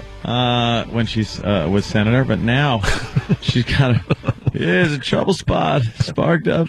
Bill Clinton's just going to make calls to faraway countries and start trouble. Right. Say, why don't you shut up? You don't know nothing about this. I hate the way your trade agreement works, and we're gonna, I got this information that Israel's going to start bombing you guys. I know it. Why don't you get a first strike on them? And then, a whole war starts up, and Hillary, I gotta go, Bill. Oh, sorry to hear it. Party's planned already. How psyched is he, really? Oh. He's got to be the happiest man. Hillary comes back, his clothes burning in his fire pit. Yeah. Also, we were talking about Mall Cop earlier. We're kind of in a tough spot. Yeah. And we got to stay true to what we were saying. But your pal and my pal, more your pal because you guys go way back, Adam Ferrar. Adam. Is in Mall Cop. I didn't even know that. And then it's the number one movie in America for the second week in a row. It's still a movie I have no desire to see whatsoever. No. But good for Adam, man. That's a good spot for him. Now I got to see it because Adam's in it. And people are saying he does a pretty good job in there. He's got a few really good lines and stuff. But, I'll get a bootleg. But, bootleg. Kevin's a nice guy, too. I like him a lot. He's a nice guy, but he's always been very friendly. But, I mean...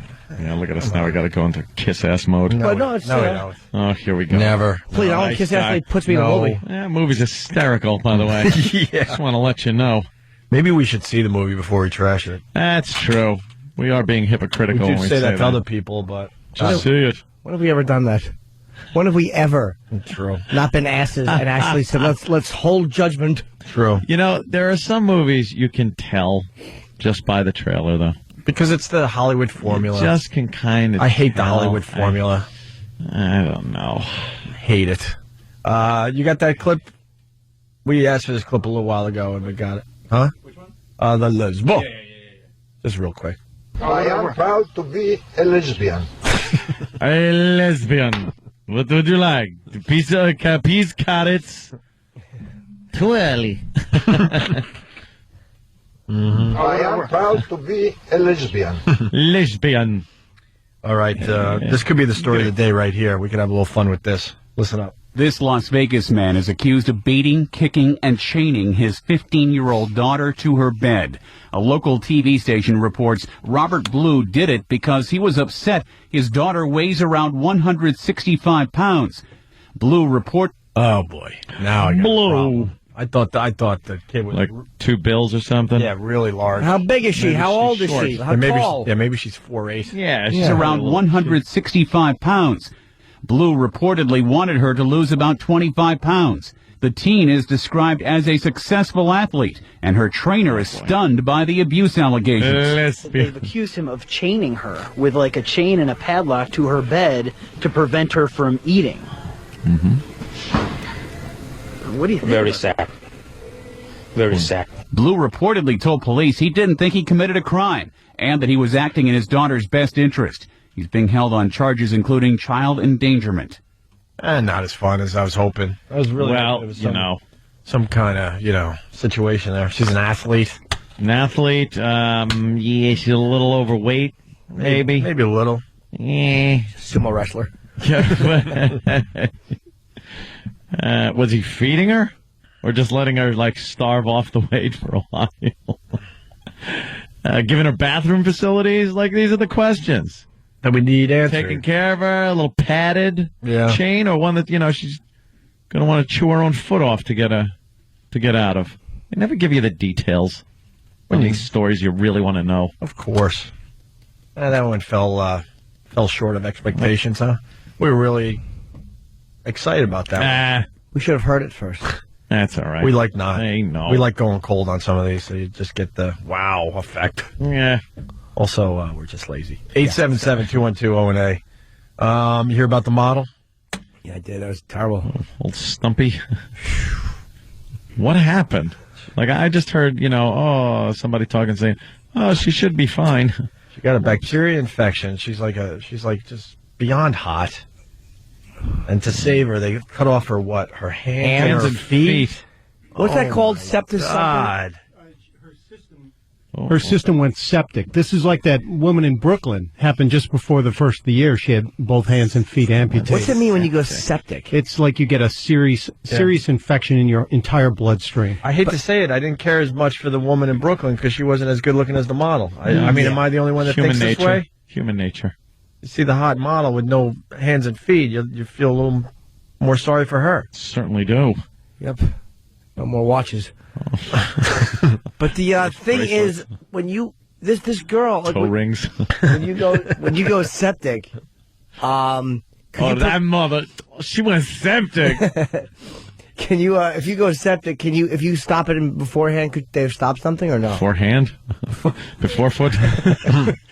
It depends on how far along the infection's gotten, because it's a pretty virulent problem that they had with her. How do you get a blood infection like that? And what's with the hacking the hands and feet off going to help?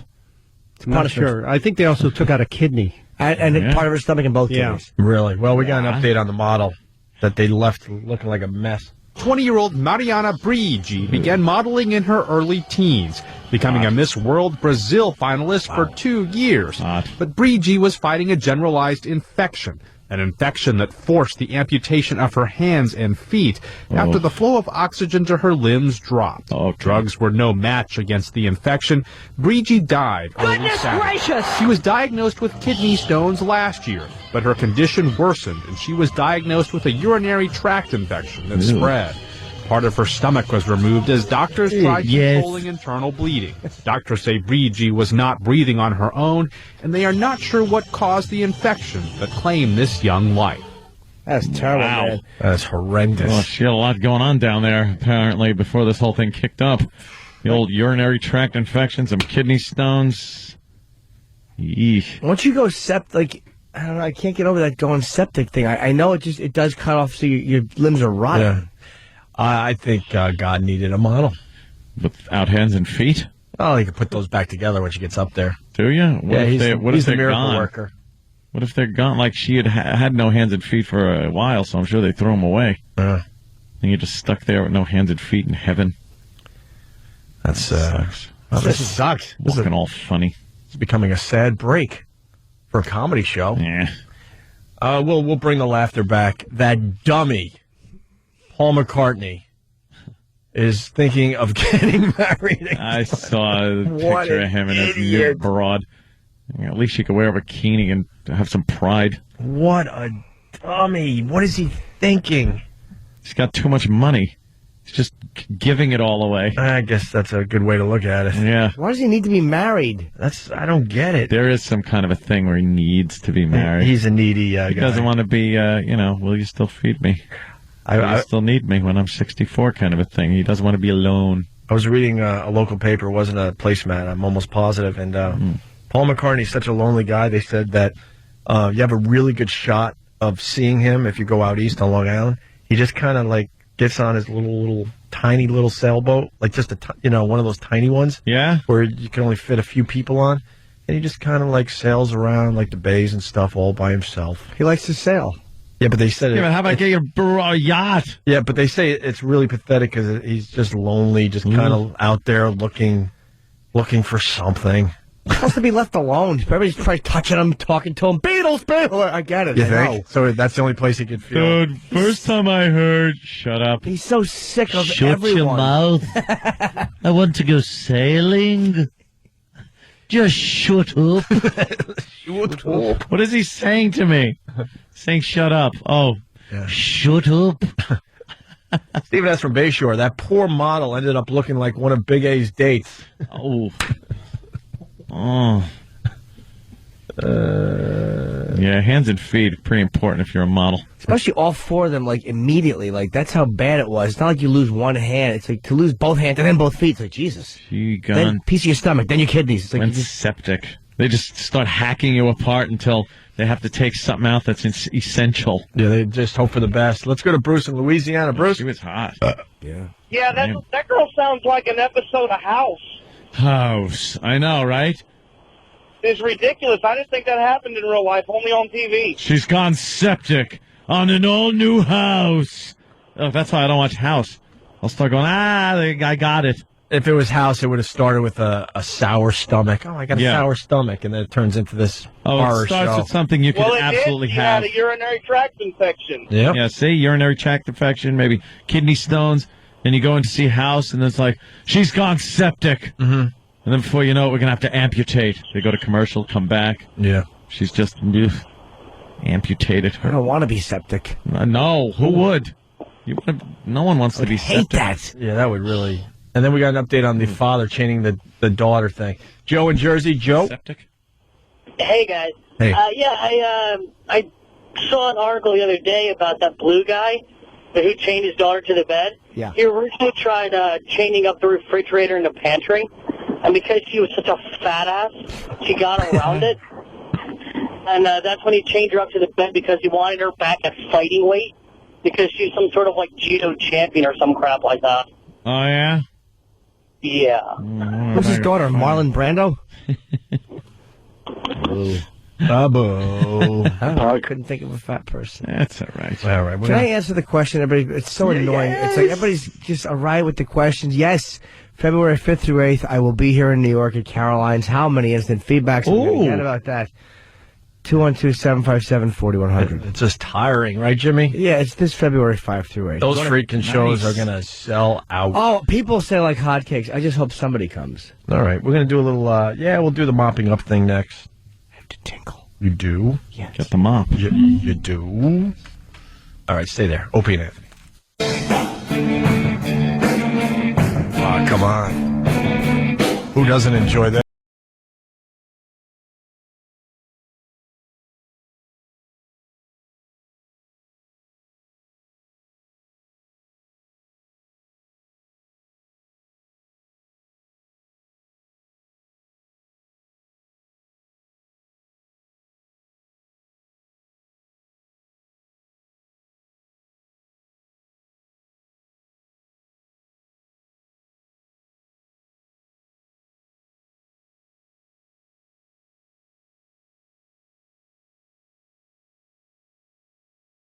It's going to be a lot of apologizing.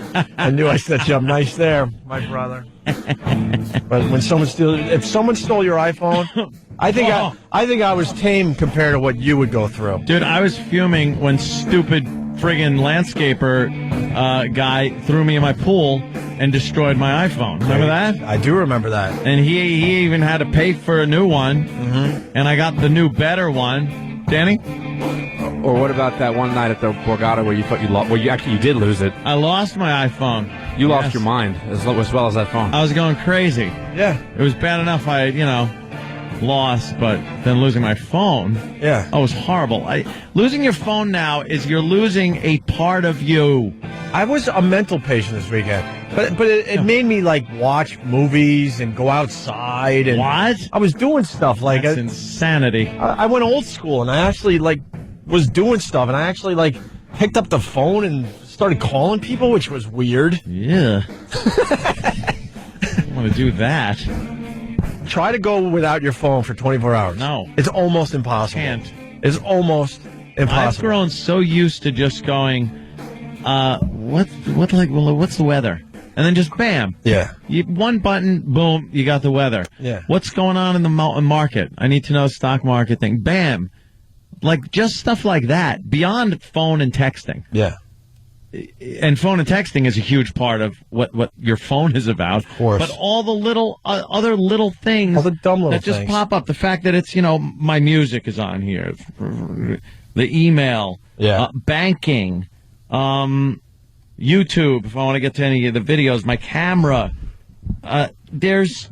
It's your life. Your MMS texting. Right. Oh, that's right. I don't have your it. video. I got my video camera. I'd rather videotape it with my flip cam, Jimmy. Those flip cams taking over. So, I went back to my Pebble, which you see here. Wow, you're going retro. And I remember, when I first brought this in to everybody, look at my new phone, and people actually went, ooh, ah. But now I'm back to the Pebble, and I'm like, what can you possibly do with this thing? Doesn't do anything. Get stuck in your sock. You can shake it out of your shoe. You can text someone and make a phone call. Who cares? Opie, when you said to me, go a day without your phone, you may as well have said, Jim, go a day without sunshine. Oh. Or the laughter of a child or a smile of a stranger. Impossible. Jim, go a day without looking at your reflection in the lake. My wife was like, wow, it's really nice to hang out with you the last couple of days. I'm constantly on that thing. Yeah, it's kind of neat, I guess. She's trying to ooh, nice phone. I used to have that one. She's trying to rid me of my my habit, and I don't even realize she's seeing me do it. And all of a sudden, I'll hear her from across the room, "Don't do that. Stop doing that. What are you doing? Don't do that. Stop doing that." There's 3 things this could be. So first of all, is it just you and her in the room? Yeah. Okay, so it's not the other guy thing. All right. Not a couple. I don't know. Just Steve from Bayshore. She means breathing. Steve. It's going south quickly. Steve's a pisser. That is funny. Stop doing that. I told her, I go, I know what you're up to. I mean, there's an age difference, obviously. I'm like, I get a little older, and you're going to have the run of the place. You're going to just abuse me constantly. What is she trying? Is it Tiger Woods golf that she's screaming at you about? Nah, she's cool when it comes to video games and all that. She's actually cool with how I'm on my phone a lot. What is she screaming at you for?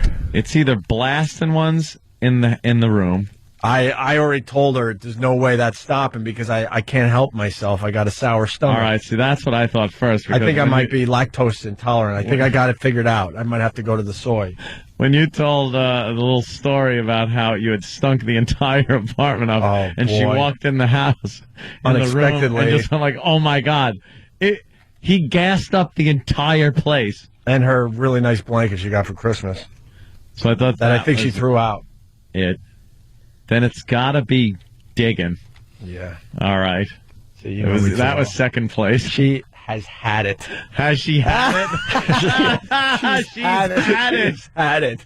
Oh, Jesus. She gave me some leeway. I can't keep my effing fingers out of my nose, and I think it's an allergy thing or something, because it just is constantly dry. You gotta get you a shock collar and just hit the button like a dog. But then I'm thinking I'm like getting away with it, and she's not even looking at me. Stop that. Stop doing that. Don't do vision. that. Sees the corner of your eye, sees the hand go up. Yeah, I guess. Wow. But is there some kind of product where you could keep your nose moist or something so I could keep my fingers out of there? Tissue. I'm not even. I'm actually, instead of going for the joke, I need some advice. I'll tell you what I use. Only because I've had dry sinuses since my surgery. Look, right now I'm going like this, like I'm a coke addict or something. What happened is it's not even about the inside of the nose. It's more the addiction. It's like smoking in that it wasn't just the nicotine I was hooked on. It was the motion of the hand. It became this comfort thing. Right. So it's a lot of times it's just you have to, in any type of an addiction that is so 50 times a day, just don't do it. Just get used to a victory of I didn't do it for a half hour. I didn't do it for an hour. It sounds corny. Right. But then all of a sudden you're like, oh my God, I was on the computer for 3 hours and I didn't do that. Just be aware of the hands to the face thing. It's killing me. But there's something to it though. It's some, I don't know what psychological need it's just an addiction. It's sound advice, Jimmy, but you need something a little more extreme. I say funnel. One of those doggy, put a big doggy funnel over your head. Well, how about you go septic? But I would say just be really aware of it and just be aware that when your hands are going to your face, just say that this is serving some kind of a need. What is it? It will eventually break. But when I go with the blowing out of the nose, it's quite impressive every single morning. But you know that there's stuff going on. Oh, yeah. Me too. Constantly. Me too. Every morning, it's just like a friggin' mess. I clear out the whole inner wall. That's it. But it's not about it being You get a nice clearing out of the whole inner wall where you're like, wow, how is that in there? I take the tissue and I kind of crumble it up and then make the old auger motion. Yeah. And, once I'm clean in the morning, unless I have a cold, I'm good for the whole day. How about this? It's not just about the nose, because I have horrendous sinuses. It is simply an addiction.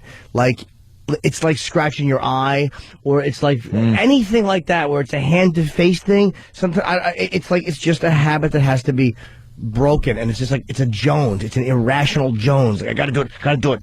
It's like, but why? There's nothing there. Get saline. If you want your nose, get saline to blast I up your hear nose. what you're saying, Jimmy, but there's always something there. Trust me. It's mental. I'm telling you. Always something there. 90% of the time it's probably mental. I live with bad It probably goes back to my dad having hankies. Hanky. You never wanted to use the hanky. Nope. Your nose is round and here, wipe it. And then your father would hand you like a hanky. My father had hankies too. Like, I don't want, that's called a dried mucus rag. When my dad died, it was a nice gesture. I think it was, I'm trying to remember which brother, but You want to hand out my dad's hankies to the boys? I'm like, oh, no. Look, I miss my dad horribly, but I don't need one of his hankies that he used. People who chew their nails. Are their nails always hear you, long Jimmy. and they need to be chewed? I used to be a nail chewer. I haven't chewed mine. I can't even tell you the last time. But I'm saying that there's no Can't even rational tell you. reason why they do it. It just becomes this nervous habit Yeah, I addiction. can't even tell you. Same thing with that. How did she tell you? Like, what did she say to you? Like who? Your wife. What did she say about that? She just like, hey, look. No, she just like she's had it.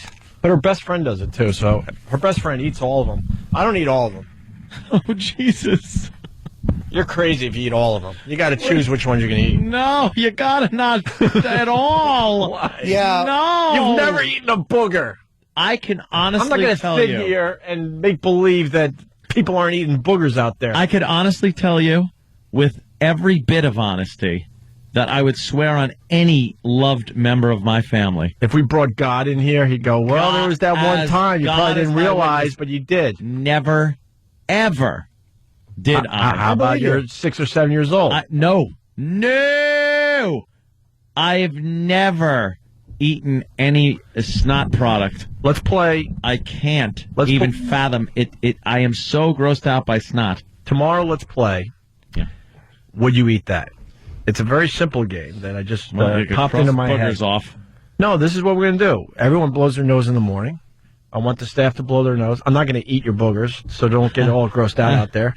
But you show me what you got in your little tissue, and I will tell you if that was mine, if I would eat it or not. Oh, my God. Dude, And we would put pictures up on the web, and you can play along at home. Because you really have to choose the ones you're going to eat. I've eaten boogers. I mean, we all have. I mean, Ann hasn't.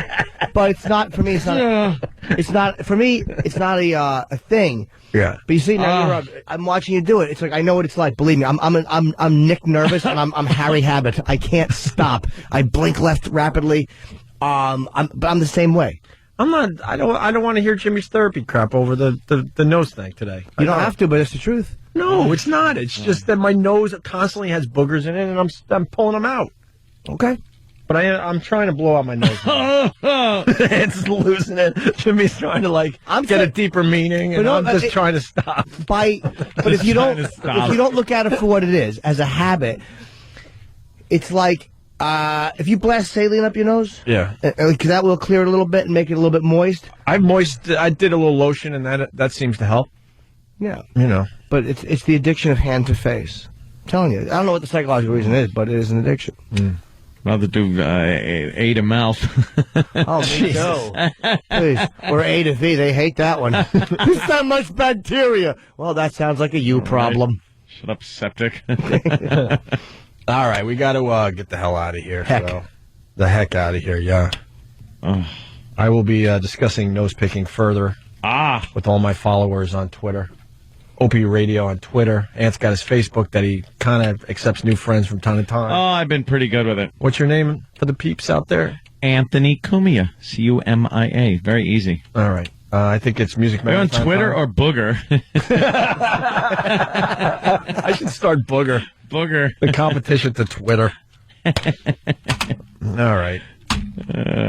Music Marathon time. What's the first song there, Danny? Ooh. We have Van Halen with Panama. Oh. Oh, for Eddie's birthday. God, that freaking Mark Chernoff is a smart man. He's been in the business 30 years. I see why now. Eddie Van Halen is 54 years old today, so the Music Marathon will start with some VH. Nice. And we'll see tomorrow. I want my effing phone back. Do you want us to... Don't drop it, Steve. Put the pressure on. Look at the videotapes. Bruce, you're a good guy. Bruce, the security guard over there, man. He's taking it seriously. Yeah. I want people questioned. I'm going to raise holy hell over this phone. This is just not right. Nice. Especially in the workplace. At a bar, a restaurant, I get it. Trust me. A gym, whatever. Workplace, that should not happen. Especially that we got guys on video leaving the bathroom. Absolutely. I don't want this dropped. Music Marathon time. We'll see you guys tomorrow. Right.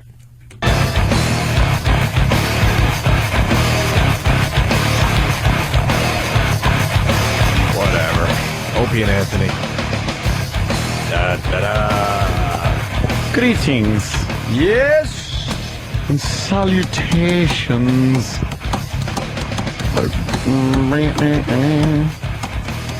Get my volume right. There we go. Ah, la la la la. Check. Very good. There was something, and now I can't remember. I can't remember what I was gonna say. Shit.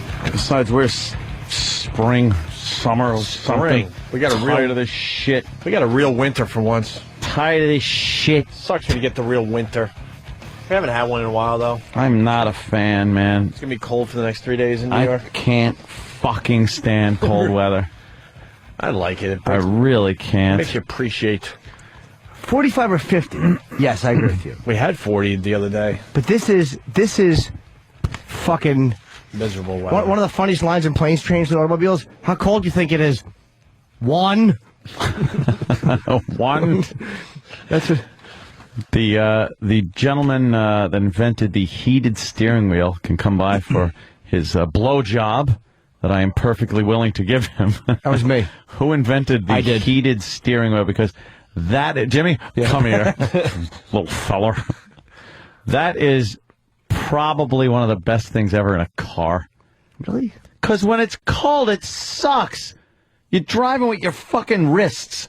You can't put your hands on there. Gloves don't help. You get a little glove action. Gloves do not fucking help. Gloves will only keep your hands warm if you're in a warm place.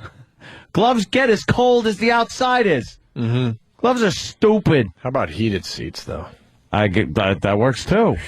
The heated seats, the heated steering wheel, turn the fucking heat up. I remember when my heated seats worked. Ah, that's a good 2 years back ago. in the old days. Yeah, when your heated seats worked. Remember when I said I need to get a new car immediately? Yes. Well, I still haven't gotten the new car. Haven't done that. And we had to drive out to FH and back on Saturday, I guess. You still have that same truck? Yeah. What are you doing? Oh, he's a madman. Now my girl brings a blankie into the car to keep warm. Dude, I went to Mercedes to look because someone I know hooked me up with a guy there. They were honestly, I'm not stumping for them, but they were fucking amazing. Yeah. They show. I don't know if I'm going to get one because I'm scared of rear wheel drive, so I may have to get a little bit of a truck. Yeah. Just go. Go look at one. I'm testing my girl. I want to make sure she truly loves me before we get the new car. Wow. I want to see what she'll put up with. The hell are you waiting for? Get rid of that hunk of shit.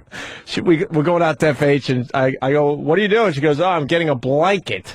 You know, because my side of the car is cold. She should not have to get a blanket in a vehicle like you're in a covered wagon. I offered. I go, well, you drive. You'll be nice and toasty because that side of the car is nice and toasty. She don't want to drive. How she just wants to romantic be is warm. that? You drive and you'll be. I'll freeze. How about this? Get a nice fucking new one. Let her smell new car smell. Yes. Look, I know it sounds pathetic, but now we won't drive the car for another 2 weeks, and now it'll be out of sight, out of mind. I'm not driving this until car the every next day. time you have to. And then she'll have to get the blankie again. Get a new one. I go, how you doing on the way home? Because it was really cold Saturday because the temperature dropped to like single digits. Oh, my God. She goes, I'm warm except for my feet that I can't feel. How about this? Was this? 1 in the morning. She's had enough of the car situation, too. Let's do this. Let the girl smell nice new car. Leather seats.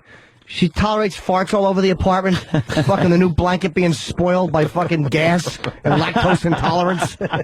Fucking your Tiger Woods golf obsession. Let her smell a nice new car. And my nose picking that Jimmy thinks should lead to therapy. Hey, look, dude, I'm telling you, I'm not as crazy as you think I am. I'm working on stuff, but I don't want to be completely fixed. How's that? But you're not in danger of that. No one. You're not It's like someone that works on the out. brink of fixed. It's like someone that works out for a week. I don't want to be Mr. Universe. It's like, relax. You're not there. Dude, I'm 40. I've been sober. Yeah. In a program since I was 18, and I go to Thank you. Just wanted to do 14 years without a drink or drunk. Or fucking, I go to therapy. I have a great therapist. She is fucking good. I had to call the other day for my bathroom. And I am still a disaster. But I'm better than I should be. That's good. I'm not healthy. I mean, but I'm not fucking where I was. That's good. I'm not where I used to be either. I know. I just do it in other ways. In other ways. No, good ways, actually. Very good ways. Very, very good.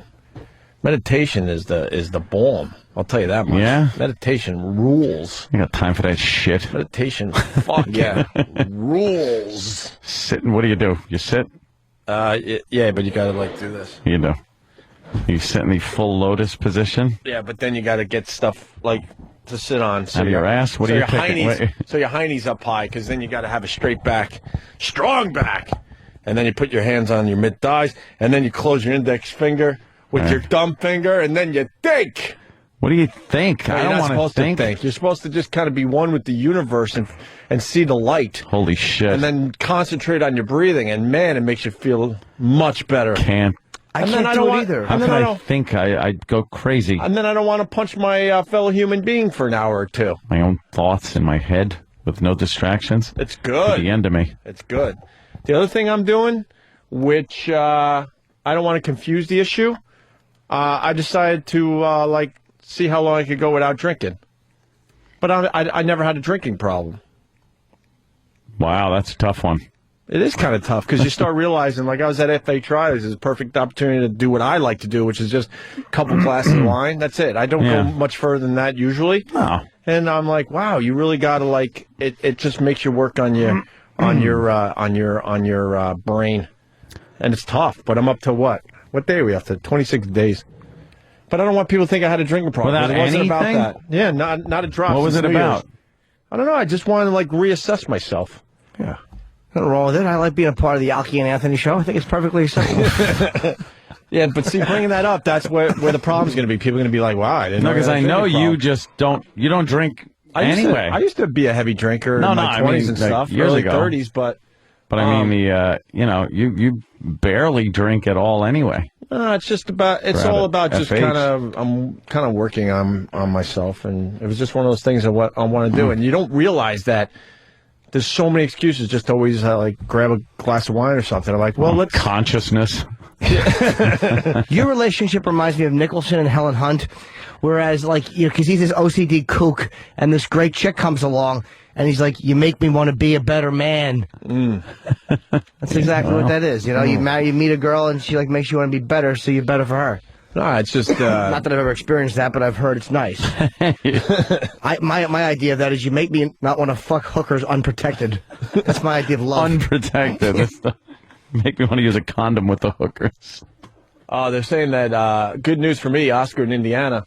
The problem I'm having with the Jeep with the heat. Yeah, was a recall problem with the Jeep, and if I bring it in, they'll fix it. Get a new vehicle. How old's your Jeep? There's probably a recall in '88. I bought it. You ready for this? And this is the God's honest truth. This is how pathetic I am. My Jeep, I bought just before 9/11. Wow. Jesus. Yeah.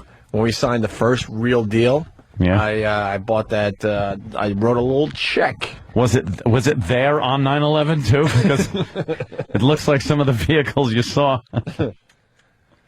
I wrote a little check, wrote it right on the hood, and said, "Here you go. Yeah. Off with you." And that was it. I don't know. Yeah, it's time to write another check. I have no problem. I just got to get out to the dealership. It's not. I really want a new car. Get a Benz, man. I ain't getting no effing Benz. Why not? The Benzo. Let's say hi to Footer. Footer. Yo, hey, you fucking you have a successful radio show. Yeah. I mean, you're fucking, you're an incredible fucking guy. You do your thing. You're fucking married to a 10. Yeah. Buy a new fucking car. I know. Well, so pissed already. That's sort of.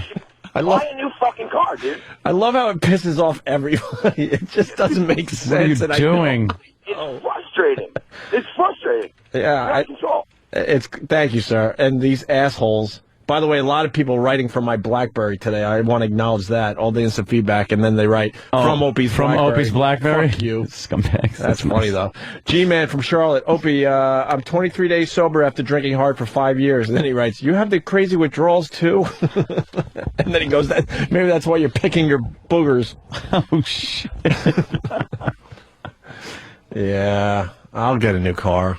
But now no one believes me. Because my girl, on the way home from FH on Saturday, is like, we need a new car. I'm like, yeah. I know. And I realize that, but if I say that, you're not going to believe me, so let's just drop the conversation and get home to the warm house. And then stash the vehicle away until the next time you need it. And then I forget.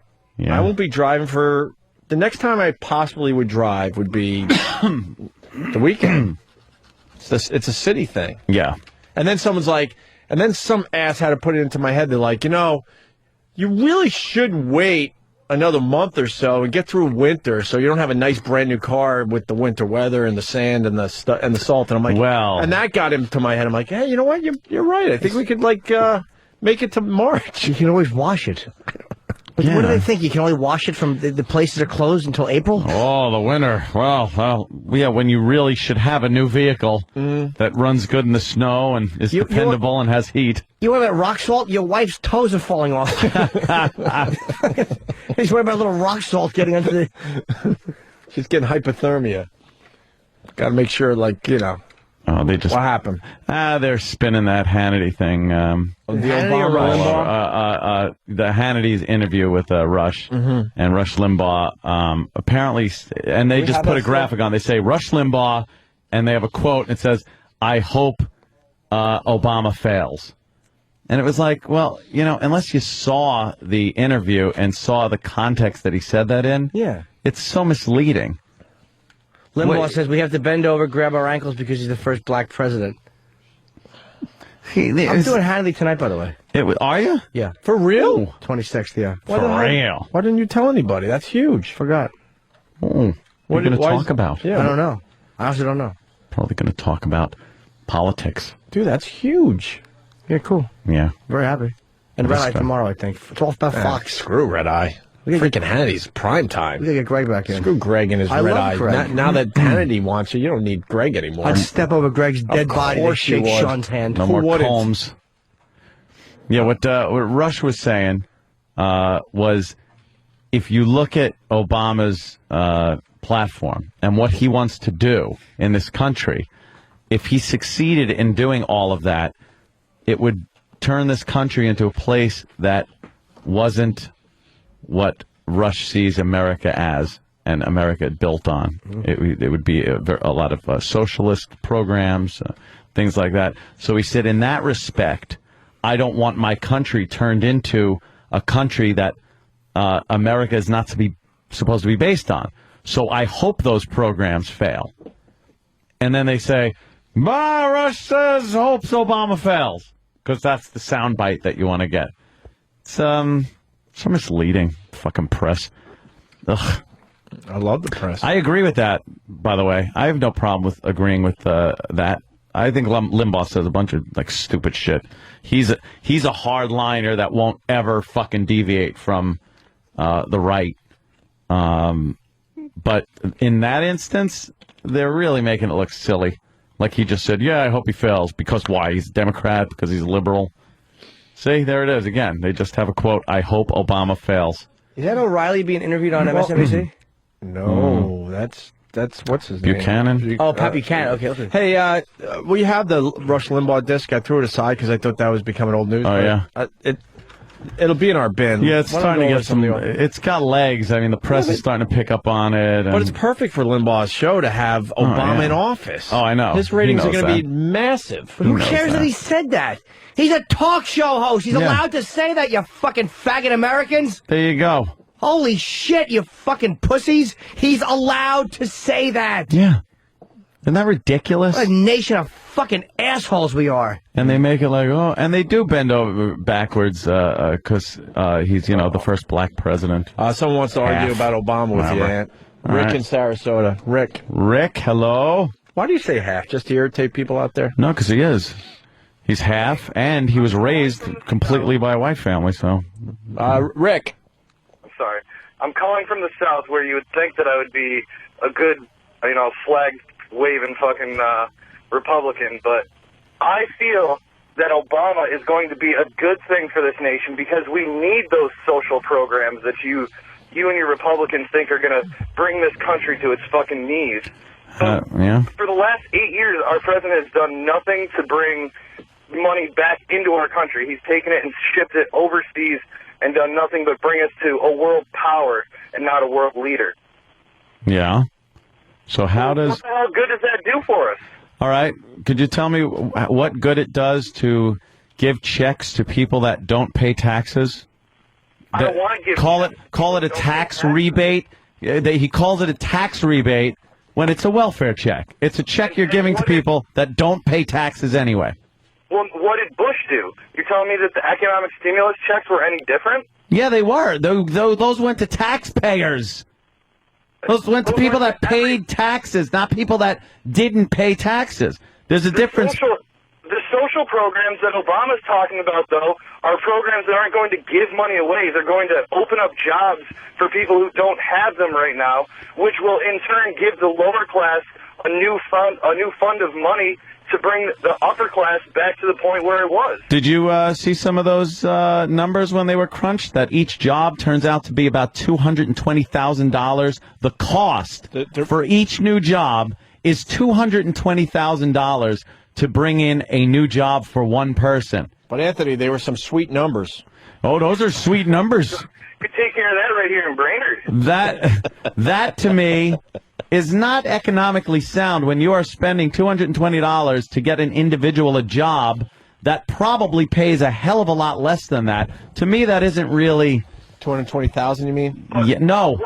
220,000. Yeah. What do you mean it's cost money to bring him a job? I'm not sure what you mean. For his program, this economic program, this jobs program that he wants to put in place, it will average out the amount of money he wants to spend on it. It will cost $220,000 to get one person a job. But what That's those the cost. jobs are doing is rebuilding the infrastructure of this country, Well, which has been I agree. left to shit. Dude, I said right from the start, I go, one of the best programs ever was when we put people to work by building highways and stuff, but you can't spend that much to do it. You have to go down the line and figure out a way to cut that so it doesn't cost as much to give people those jobs. Socially, they need to be government-run programs in order to get that done. Dude, government-run program isn't a social. Don't mix that up with socialism. If you're fixing the infrastructure, if you're fixing bridges and roads and whatnot, and putting people to work doing it, that's not socialism. That's giving people government jobs. If you're just giving people money out of the pockets of people that have made money, that's socialism. Exactly. I see what you're talking about on the fact of giving money away, and I don't think anybody should have money given away. But I think that there needs to be government-funded, government-run, completely, set aside on a tax-based income. The money needs to come from the taxpayers and be spread out that way. But see, that's what we've done. And if it's to, like I said, to build an infrastructure, highways, right after World War II, a lot of the highway system was built that way. And during the Great Depression, a lot of people were put to work on a lot of these government programs. And all that. The Boulder Dam and all those government projects were pretty much just people that got paid good money to help build the country. That isn't socialism. Yeah, goodbye. Socialism is... what happened there? I don't know, he hung up. That's weird. He hung up. Socialism is giving money to people that aren't earning the money. And to me, that isn't a good thing. And that's what Obama is about. I'm sorry. That's what he's about. It was great. As soon as we took that phone call, because, people are very passionate in what they believe in, whether you like Obama or hate him. Yeah. Someone feedback just writes, "No!" Here we go again. Fuck him. But you know what? The guy said about it's good for the show. I'm just saying it's funny observation. The guy talking about the government-run programs. You know what? The government runs a turnpike, and the state runs the fucking parkway. Yeah. It's like they've been fucking charging us and charging us it's like, do you really trust them? But then again, privately run ones I don't trust either. How do they bring in all that money and they're bankrupt? That amazes me. Oh my God. That's what you got to do. You got to dig deep into these programs that are already there and find out where you can just chop the money off of these greedy motherfuckers. That's scary though, man. You can't do that. Yeah. That's too much work. Yeah, no great. shit. That's too much work. And No way shit. Way too involved for one president or one administration. So just keep asking for more money to pay for the fucking waste that's going on in the government. I agree. Oh, it's horrible. Ka-ching, ka-ching. Hey, Ka-ching. we got the Rush Limbaugh thing, so it does have legs. And this Britney Spears thing, maybe one of the listeners could explain what the fuck, because they're just doing a lot of time on her song with the hidden message, and I still Is there don't. a hidden message? I still don't get it. Her hidden message is, I'm a cunt. No, I saw this. At first, I didn't get it, but now you get it. Yeah. When you hear the song, really? Well, no, the name of the song is "If You Seek Amy." Right. And if you slow it down and kind of say F-U-C-A-Me. Right. If you seek Amy. F-U-C-K. F-U-C-K That's like if you see K. If you see K, tell her I'm looking for her. It's a fucking third grade joke. Well, say it again. If you seek Amy. F-U-C-K me. Fuck me. Ooh, she spelled out the F word. Who gives a shit? Well, she's brilliant because that's all they're talking about on the fucking news today. Is it F-U-C-K? Putting more money in her, what is it called, coffer? Yeah, lining her pockets. I hate when they say that. Putting more money in her coffer. She's getting us all by the purse strings. Here's Rush Limbaugh and Limbaugh. What he had to say. And that's how grown-ups and professionals object to political developments. They follow civilized rules, they use civilized language, spoken in measured tones when possible. So what's Rush Limbaugh got to do with this? Rush Limbaugh said on his radio program yesterday that he hopes Barack Obama fails. He said that. He said that on Inauguration Day. Not out of context. No, he said it. Quote, I hope he fails. So I like Obama, but that doesn't bother me. You should be able to say that fucking crap in America. That had to be someone from CNN. You were MSNBC, one of those fucking... No, it's CNN. CNN is one of the most liberal news sites I've ever seen in my life. Fucking baby liberals. It really is ridiculously liberal. Why are they not fucking complaining about everything Sharpton says? And he's a guy who's actually in the part, you fucking inconsistent, dumb fucking lefties. You understand? That's why it's so hard to like you. Yeah. Rush Limbaugh and Coulter. He should be able to say whatever the hell he wants about the president. Rush is a talk show host. He can say whatever he wants. You can call him an asshole, whatever you fucking want. But then there's people that have, calls to have him removed. Oh, this is awful. Death threats. I'm just mad that they haven't picked up on the fact that you said the exact same thing. Jesus way before Christ. Rush. Come on. Help us out over here. Here's the 100-point thing. Oh, look at these girls. They're doing a huge story on it. Maybe we could get some audio of this. I want to see how lame this team is that they couldn't score 1 point. This must be the team that lost, right? It's got to be the team that lost because they're too cute. Yeah, they're you see them chewing their toenails sitting in the corner? They're all blonde, blue-eyed. Prince Harry. Cares. Girlfriend called it quits. I heard she put it up on Facebook. She really did. She probably wanted the guy who didn't have fucking rosy red rosacea cheeks. Wait, she said that's a hard breakup. Who said see it? She did. Wow. She said his military schedule was getting in the way of their love life or their life She or must whatever. have a pussy made of silk. She must have to be brave enough to be doing that. And you're lined up for some pretty good cake.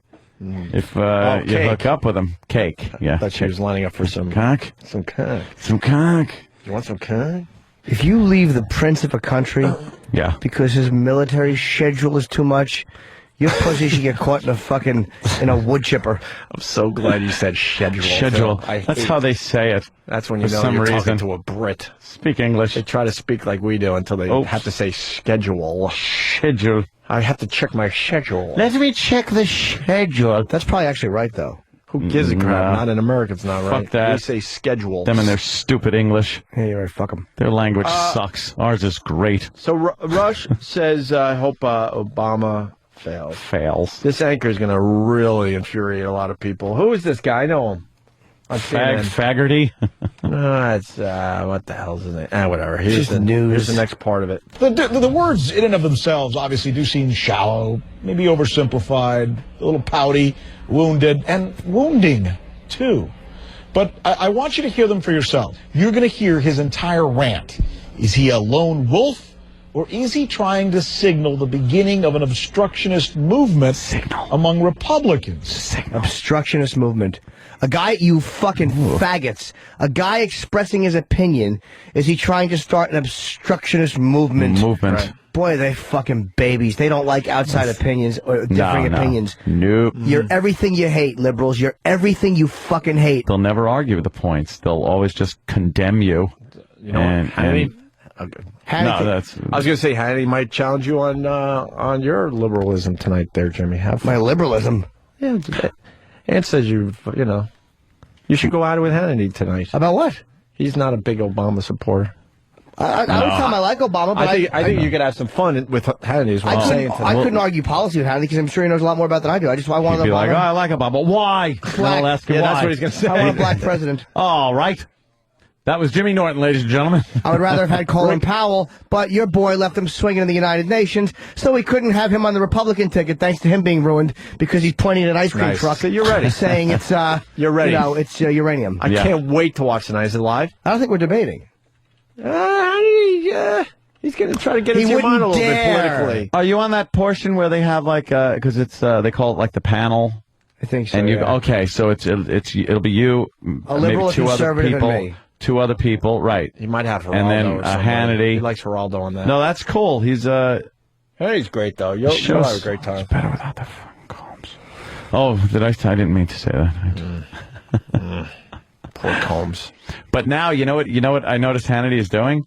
He's actually starting to put in some things on his show that resemble what Colbert goofs on about conservative-based shows. Like the word of the day kind of a thing, and Hannity's really doing these things, but almost tongue-in-cheek. Like, all right, Colbert can goof on this, but let me do it, but I'll be serious. I'll show you how ridiculous these motherfuckers do sound, because he's got this lib speak, his lib word, I don't know the exact title of it, but it's this double talk that these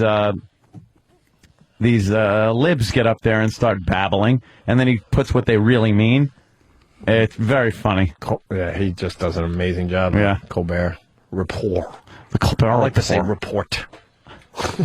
Colbert report. The anchor is Rick Sanchez. Okay, so this is what Limbaugh said. Sanchez, dirty out of Sanchez. his own mouth.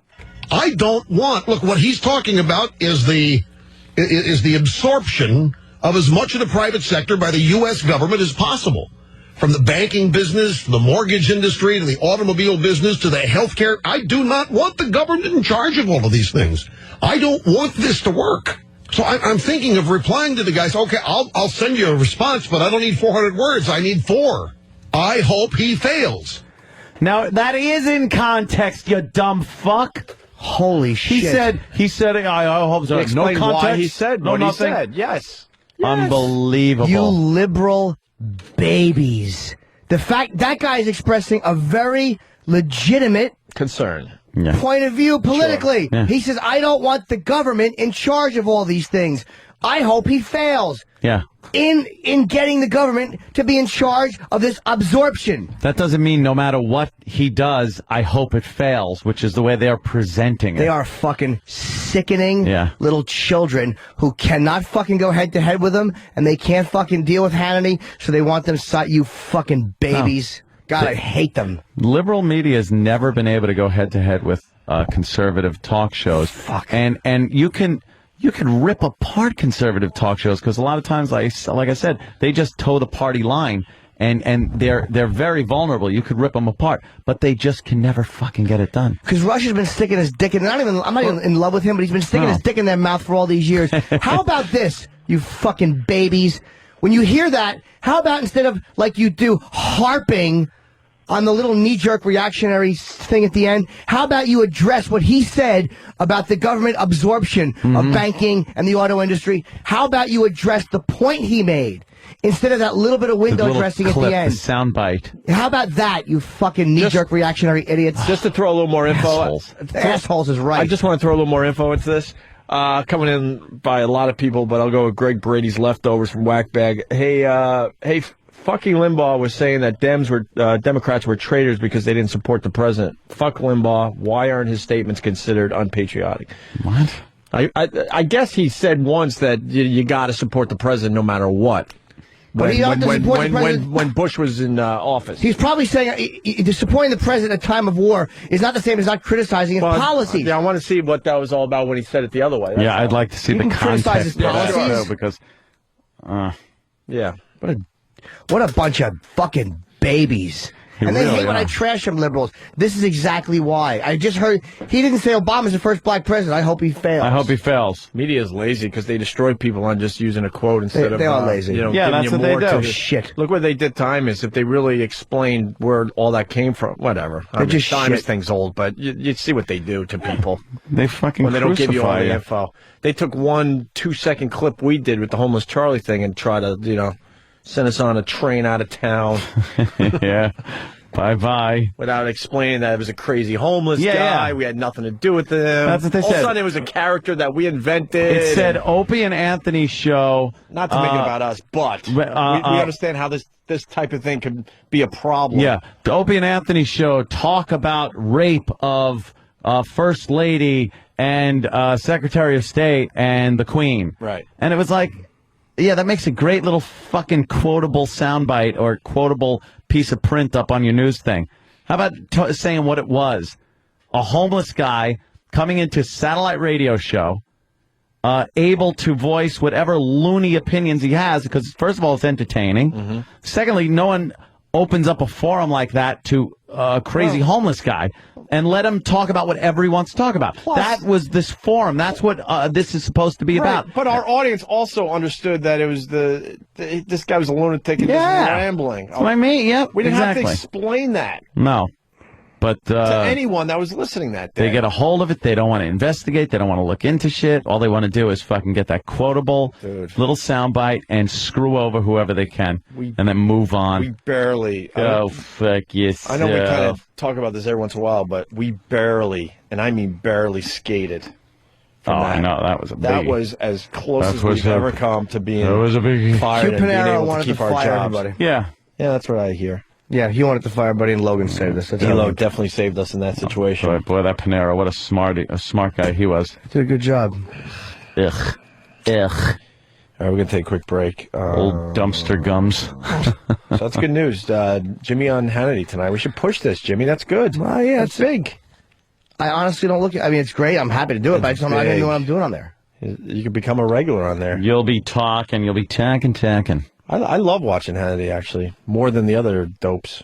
And I'd probably agree with the other dopes more than I would have Hannity, but I really enjoy Hannity. These fucking... The way he defends free speech, even that he doesn't agree with... Yeah. If you liberals would just stop whinging... That's what it is. About what everybody says. You stop being such crybabies. Mm-hmm.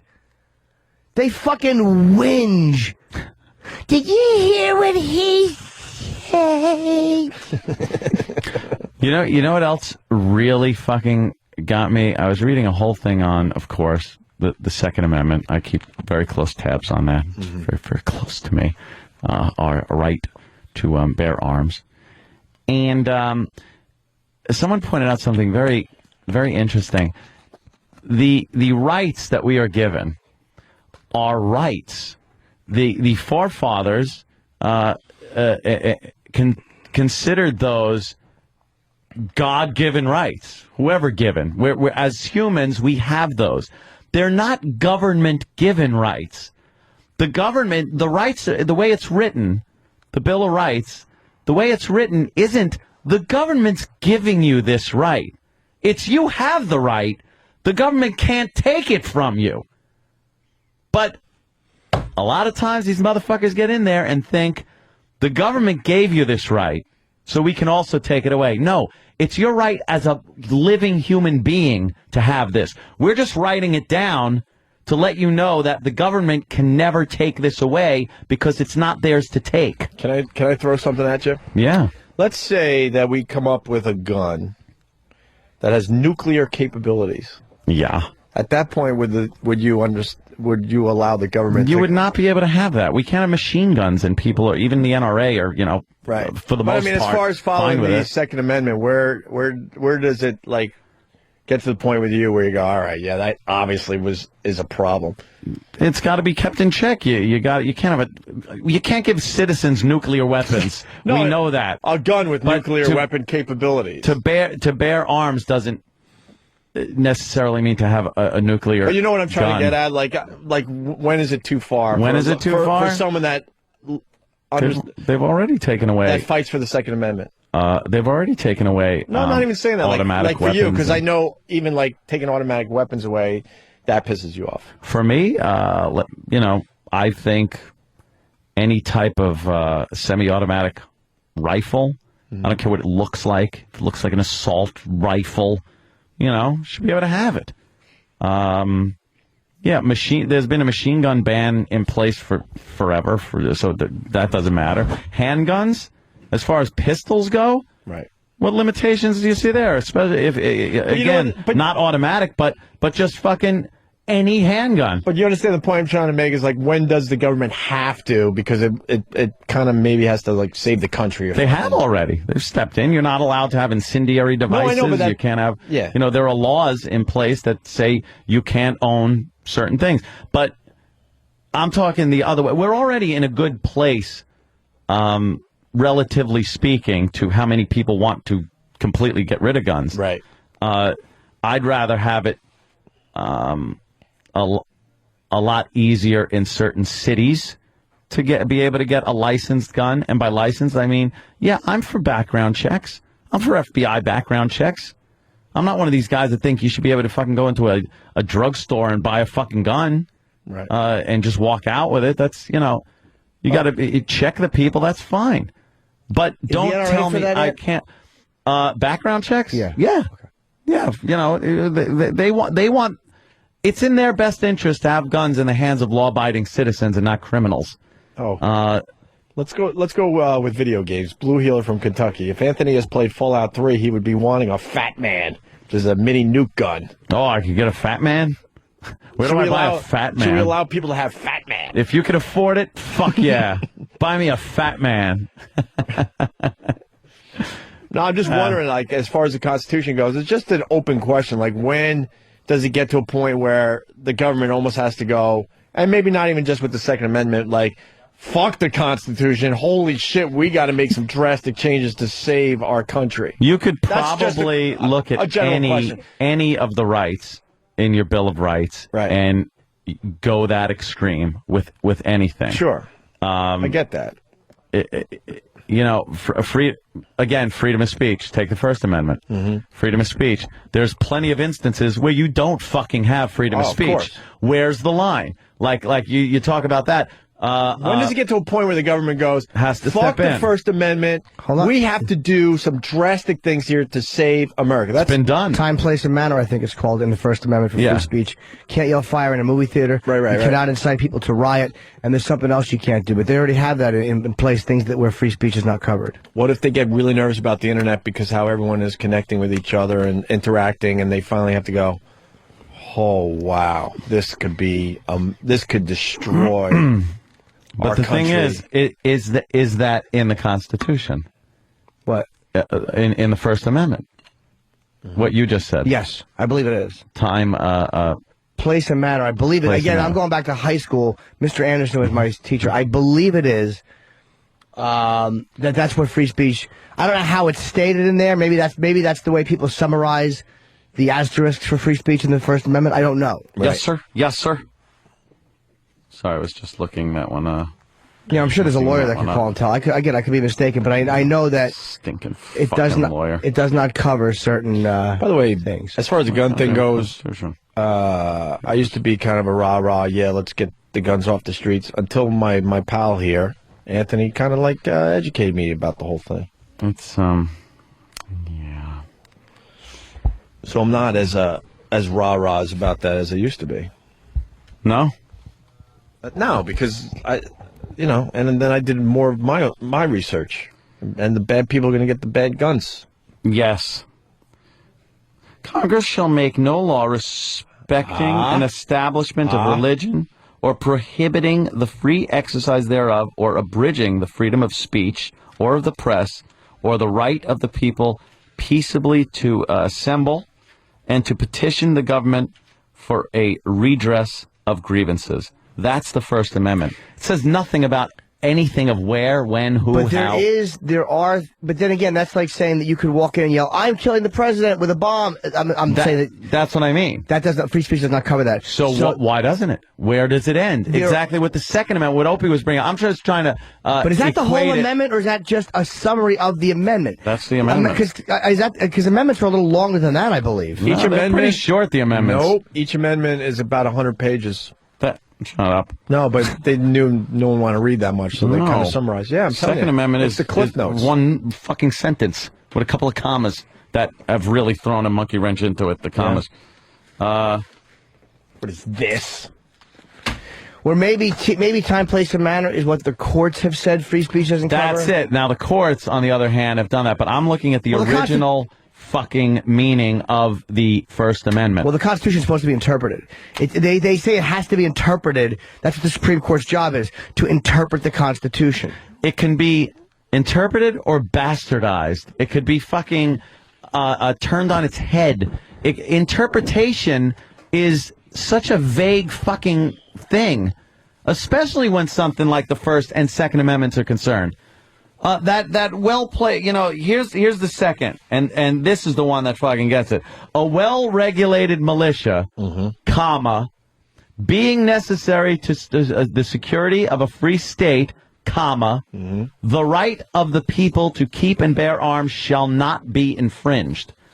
The militia part throws everyone into a fucking tizzy. Right. They're like, that means the National Guard.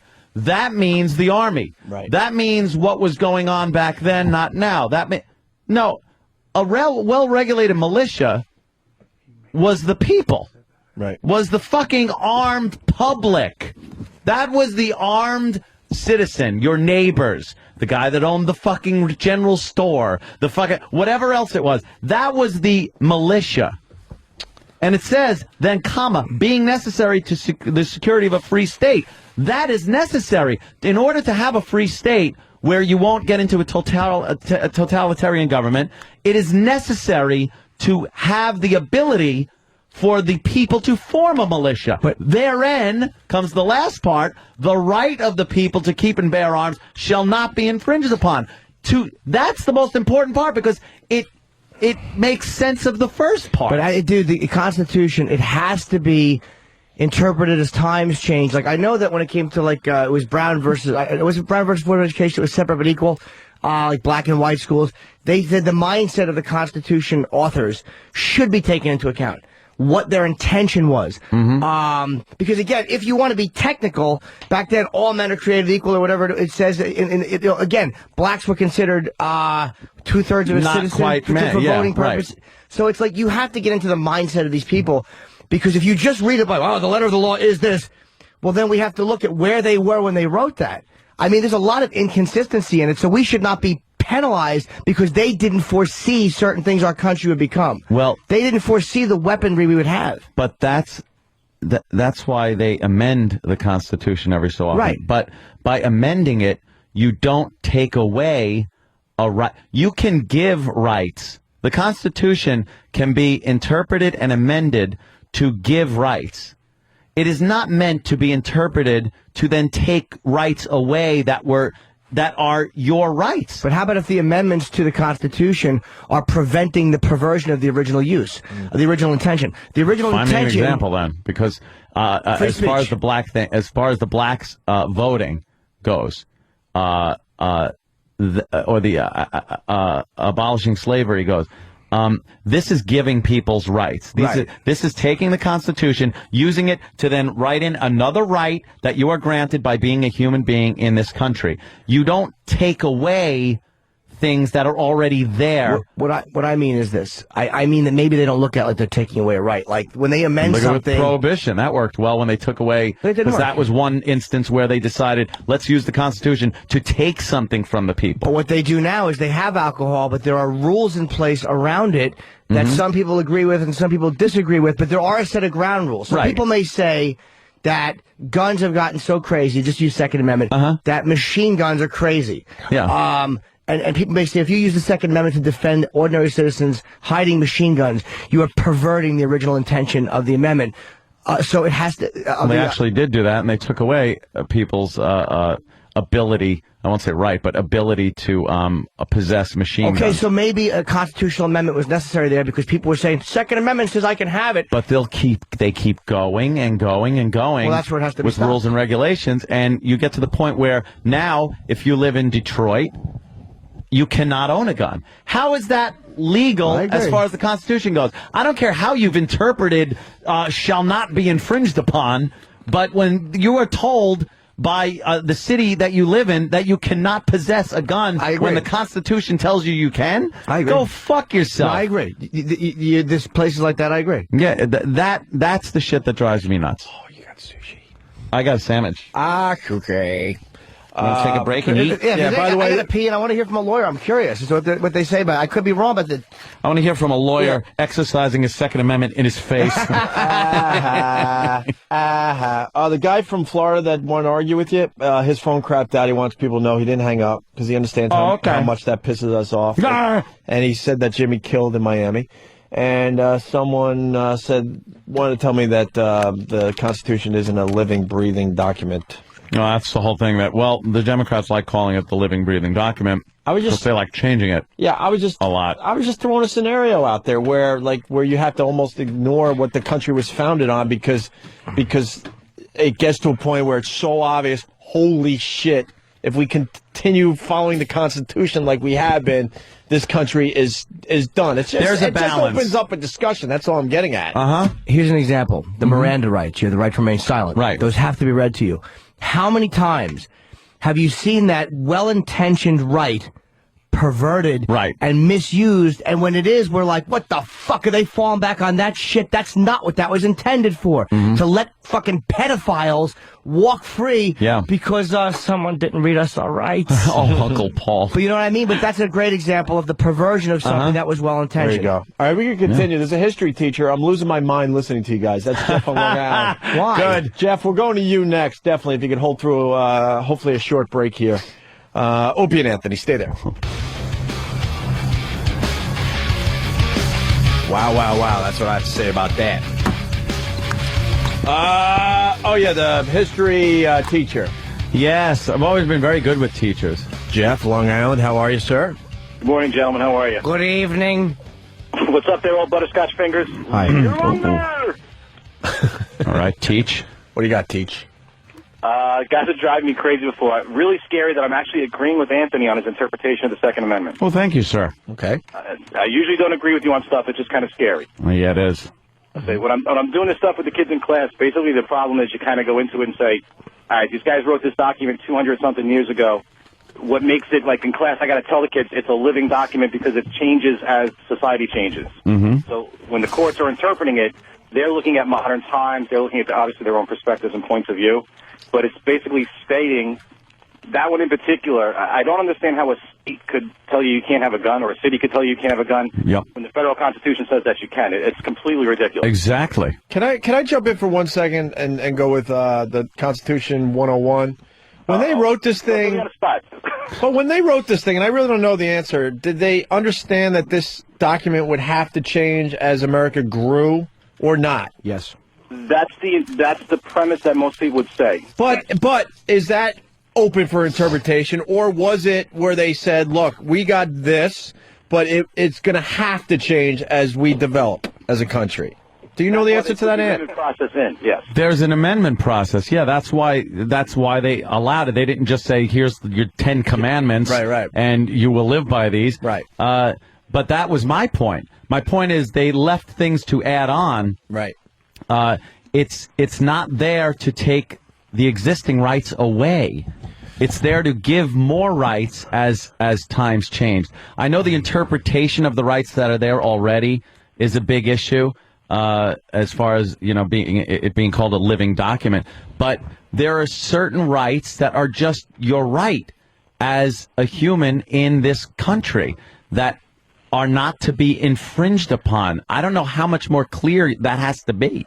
I think sometimes what the point is something like, if something has gotten to a certain point where it presents, I think, what people see as a real danger, then the right of the people to be safe and secure is greater than the right of the individual. In the sense of a machine, like saying making machine guns legal for everybody. The right. You just fucking sold. I have to say, yeah, you got to go. The Second Amendment's very, very clear. And again, there's been it's one sentence that has created thousands of court cases, thousands of volumes and stuff. It's very simple, and it's a modern thing. We look at it and say, okay, then they've got to amend it if that's the case. Jimmy just sold me illegal search and seizure.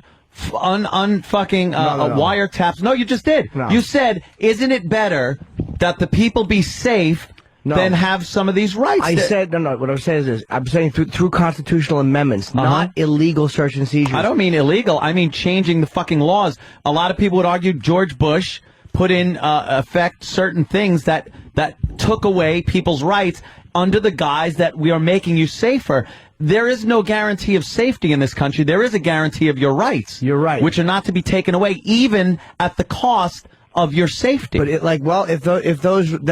then you're making the same argument that people who say Guantanamo is wrong, and people who are saying like that side of it, like, hey, they didn't have the right to search him. Dude, so if they're holding innocent people in Guantanamo, then I'm saying, yeah, that's fucking wrong. But guilty people. But yes, guilty people. That's the difference with what my thing on Guantanamo is. We do have the right as a society.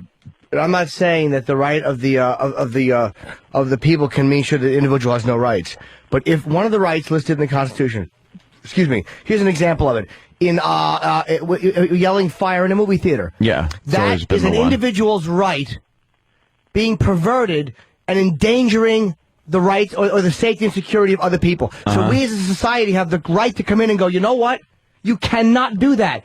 Your constitutional right does not cover that because it endangers all of us. So to me, that's not selling illegal search and seizure or wiretaps. That is saying that when there's a right that's being used to infringe on other people's rights or to endanger us, we have a right to go, we have to put a little stop on that. You got to go back to the old Spock line that the rights of the many, the many and the few thing. Old Spock. The old many and the few thing. Finally understood that when he stuck his face in that radioactive shit, didn't he? I'm right there with you, Ed. Let's discuss this a little bit.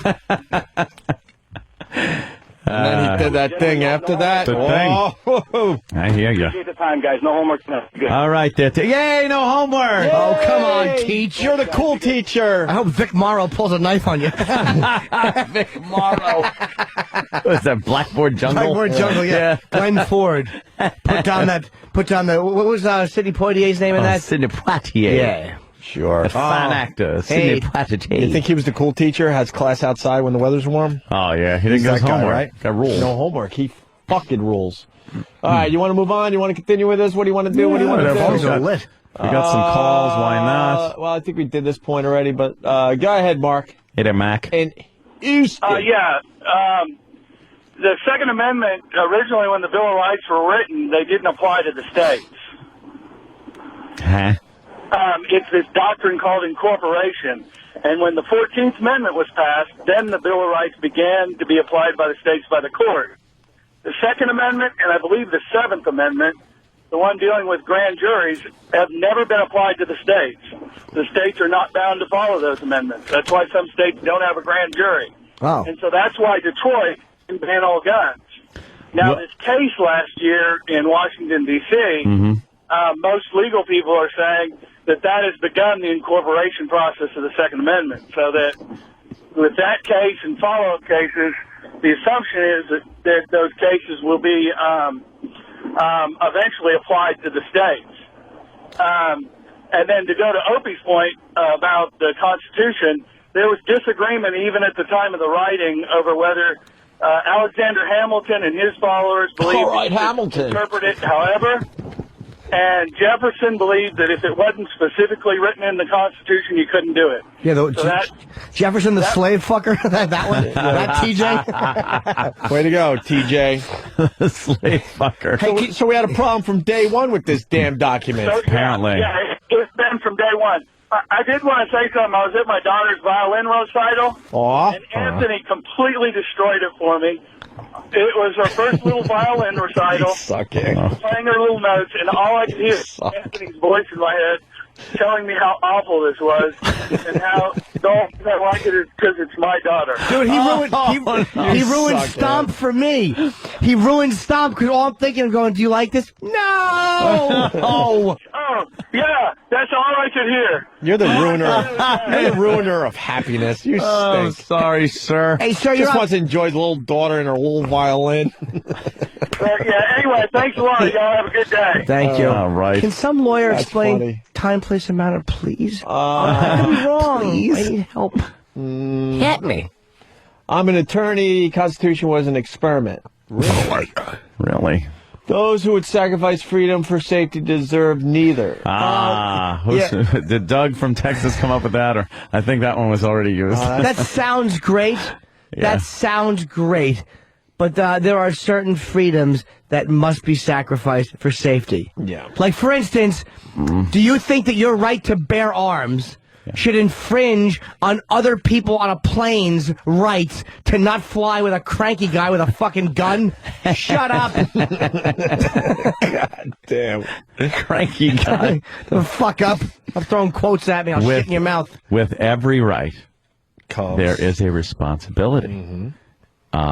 And this is where you can get into trouble just using the Constitution as an excuse. You cannot do that.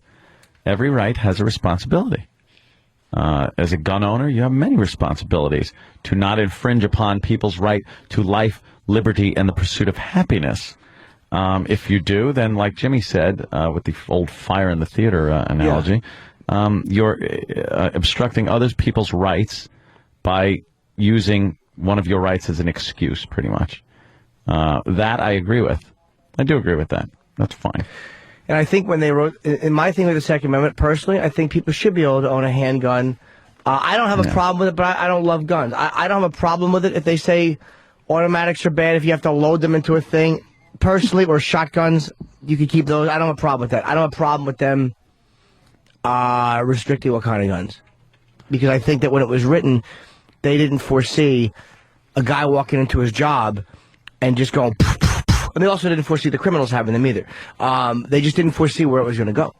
Well, this is true. They didn't foresee it, but an armed citizenry, I believe, responsible citizens that would go through background checks, and I even think anybody that is new to guns that wants to get into it should absolutely take a safety course. Things like that. Boo. But I think safety. All right, screw it. You know, screw safety. I want to shoot guns with you this weekend. I think, yeah, just I'm going to give you some good videos. Oh, I'm sure of that. I want to go cold. I want you to break out the big dogs. Just give it to you and go ahead. Do what you think you should do. When are we doing this? I want to shoot guns I've never shot a gun in my life. I think I shot BB guns. You go to the range, like anyone else as a kid, whatever. That's a different animal. Let's go to the range. Go to the range. And let's film videos of me shooting your guns. A couple of videos. I think that'd be kind of fun. Don't even tell me how to hold it. Nah, I don't care, just go off and blast and away. You can even give me that gun that's going to hit me in the forehead. Bang, bang, bang. You're actually going to trust Anthony? He'll be like, no, you're pointed the wrong way. Yeah, turn it that way. Really? It looks like it's facing me. No. Yeah, that's how it's supposed to When are we look. doing this? I'll do it this week. Maybe later in the week I'll come out. Yeah. We'll do a Go little to the range. A little shooting. Sure. All right. I love going down there. I'm in. Hey, let's move on because there's a couple things going on. Ruining things. Whackbag had a great thread on how we ruin things for people in regular life.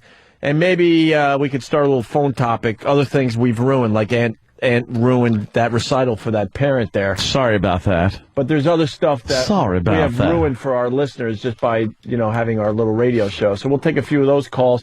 And in the meantime, Steve brought us a bit. Steve, as in Stephen Carr? Yes. Steve who? Exactly. It's a little weird, but he actually, as the executive producer of the show, he actually brought us a bit. All right. It's very strange. He must not be feeling well or something. They want me to shoot the Desert Eagle at cold. Don't even give me anything. Just let her rip. That could be interesting. Yeah, I'll turn it sideways. Well, what happened if I turned it sideways? Would I just break my wrist? Yeah, sideways you might have a problem hanging on to that old dog. That's a tough one. Yeah. I wasn't allowed to shoot guns when I was growing up, so now I want to shoot them as a... Oh, honey. Poor guy. As a man. Steve brought rock stars going off on audience members. Really? And I looked at Dame like, what do you, did he hear this? And he went, the shoulders like he has up, no idea. The hand, the palms. I'm not making facing fun up. of it, by the way. No, I'm just saying. I made the motion because I don't know what it is, and I didn't hear it, so I can't really comment. Yeah, what is this, Steve? It's through the years, various rock stars get things thrown at them. Mm-hmm. They get things, they get spit on, and they lose their cool on stage. I found a nice collection of clips from 1989 up until 2006, I think was the latest. That's awesome. Really good. I was actually using you for filler so they could screen the calls. All right, let's go with our bit. Adam in Boston. Adam. Hey, guys, real quick. Those guys chiming in about you guys just being the destroyer of worlds. You've really ruined any Al Pacino movie. I tried watching Serpico this weekend. he goes to pick up his shoes from his brother, and he's like, you did a good job. All I can think about is, my lips. I got my lips. Yeah. Even in the old movies, right, when he was a good actor? Yeah. When he was really quiet, Al Pacino, yeah. My shoes. Yeah, put a ladder to get up to these. I need nice big lips. Put little motorized things that scoop me along. I need stilts with laces. You know that when the Oscars and the award shows start coming around, the Razzies come out, the movies that they hate. Pacino up for 2 for that 88 minutes. And Right to for, Kill. and for Righteous Kill. He stunk in Righteous Kill. And so did De Niro. De Niro should be up for it, Both too. those movies were up for it, and I think as like worst movies. What a bag of shit that movie was. Just, yeah! It was fucking, what are their names? Hey, Turk. Oh, Rooster and Turk. Gay lovers from the 30s. I hate when characters say each other's names. Okay, Turk. Rooster, or are you Turk? I don't know who I am. It's like I got a rooster on my head. Yeah. Should have been shrimp and fatso.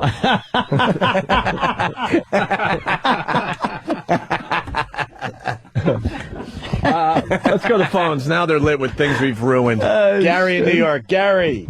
What's up, boys?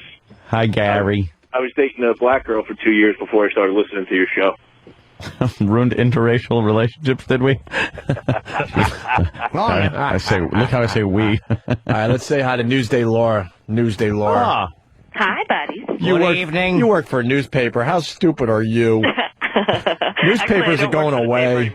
Oh, okay. But Laura. I wanted to say that Anthony has ruined my dog sitting on the couch or going on the bed. See? Why? Because anytime, we're on Pal Talk, I show him we got a new lab puppy. He goes, oh, that's cute, but dog rubs its asshole all over the fucking pillows. Then you put your head on the pillows, and you're fucking right in your dog shit. And now you're sniffing dog asshole. That's why I don't like watching dogs up on people's couches. Even better, though, a dog will, clear out its own asshole, and then the owner will do the give me a kiss thing.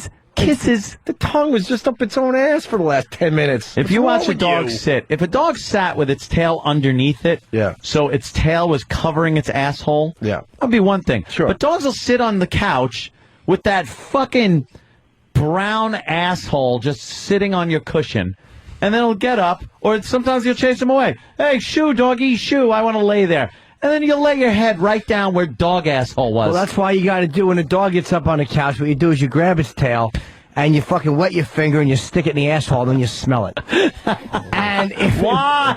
Because if it don't smell, you could stay. But if it smells, you got to fucking boot him off the fucking sofa. Oh my god! You fucking what makes people think dogs don't need to wipe their fucking ass? You wet your finger, you fucking poke it deep into the, and I mean, until the webbing in your finger hurts. That's how far in you got to push it. That's pretty far. That sure is. Until the webbing hurts. You ever put a finger in someone's ass so far your webbing hurts? Oh my god! And now you have two choices: either fucking put another finger in there and begin some proper stretching, or fucking pull your finger out and go wash it. Whoosh. Holy shit! We go to Indy. Eric, what's up? Yeah, man, you guys fucking ruined Johnny Cash's hurt for me with the fucking do ya nonsense or whatever. Did ya? Oh, yeah. That's definitely. It's like fucking impossible to listen to now, man. You got a little. Is this the actual bit? No, it's not. Oh, just a song. Never mind. All right, thank you, sir. Joe in Texas. Joe. Jimmy ruined Iron Man for me. I cannot listen to that song without picturing some little pudgy kid walking down the sidewalk with a boombox on his shoulder. Oh, yeah, trying to go past this girl's place so she's hearing the cool part. Yeah. Like I was Iron Man, too. Like it was just a coincidence. Oh, you right. got there just in time for the cool part of Iron Man. Should have been called I Am Mush. Then that would have been me. Mush Man. Aw. Let's go to Dan in Houston. Dan? Yeah, you guys ruined Top Gun. Ever since I was 6 years old, I loved that movie and made me want to be a pilot, and now I can't watch it without feeling like a complete homosexual. Yeah. All right. We're playing volleyball without a shirt on. Everyone take their shirts off. Yeah. Playing with the boys. So gay. Tom Cruise, he's tall. Yeah, giant.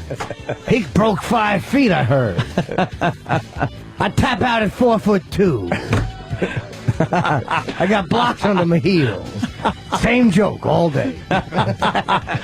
Shoeless and a wig. That's right. Without my shoeless and a wig, I'm 4'1". When I put them together, I'm 6'8". 6'8". It's a big wig. Top of the head's puffy, isn't it? Yeah. Sometimes a ceiling fan will catch my wig and spin me in a circle. Knock me into the buffet. Let's say hi to Dave in Jersey. Dave. I gotta wear moon boots. What's up, Dave? Yeah, I can't do pizza anymore because every time I do, I think of Joe Nicolicki. Oh, he can't. Pizza grease. You ruined pizza grease. Yeah, sometimes when you pat the grease on the top of a pizza thing. Yeah. What are you going to do? I got engine oil all over my wig. I handed it to Liam Neeson. He cut it so he looks like a retarded Chinese boy. Yeah. Let's go to Wes the trucker. Wes. Hey, what's going on, boys? Hey. You guys, these cars are kind of pushing out because you guys ruin more than movies. You basically ruin our fucking lives. I mean, everything I do, I see a fat chick, I'm like, where's your size 14? I mean, every time I see a black person, I'm like, Obama president now. And every time someone cuts me off, I hear Jimmy going, hey, stupid.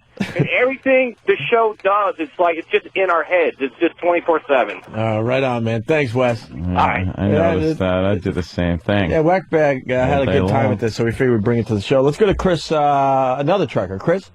Hey, Jimmy just ruined fingering the dog's ass for me. Now when the webbing hurts, you're going to be thinking of Jimmy. That's the worst. Webbing. Because the worst part is the dog always tries to scoot away. So, like, when you have your finger all the way in the ass, your pointer finger and the one next to your middle finger kind of dangling by the ball bag or vag. So you have to take your left hand and hold its little back leg. Or just hold its ball bag. The next finger in the ass, and then the rest you just hold his ball bag and pull backwards. Let's say hi to Sean in North Carolina. Sean. Jimmy, you fucker. I got hooked on the damn wire. Got season 1 through 5. I was on disc 2, season 1, and you have Omar in studio and Jimmy. Oh, man, when you got killed. No! Do you like the show, though? Oh, he doesn't want to talk And you to still watching The Wire? No, you know something? My DVDs are still there, but I kind of just stopped popping them in on season 2. I know why. You don't like it? I started watching other shit. Yeah, but season 2 you got to get past because Go then it back gets to it. really good after that. I know. Go back. You'll fall in love with season 2. Trust me. There's some good It's shit that okay. happens. Season 2 is okay, but compared to all the other seasons, I have taken a break. That was pretty brave on their part to do that whole turnaround with season 2. Yeah, very brave because they could have lost a lot of people through that. Go Jay back in to Rhode it. Island. Jay. Good evening. Good evening. Good evening. My favorite band since I was about 6 years old was Van Halen. How old are you now, Jay? What's up? You guys suck.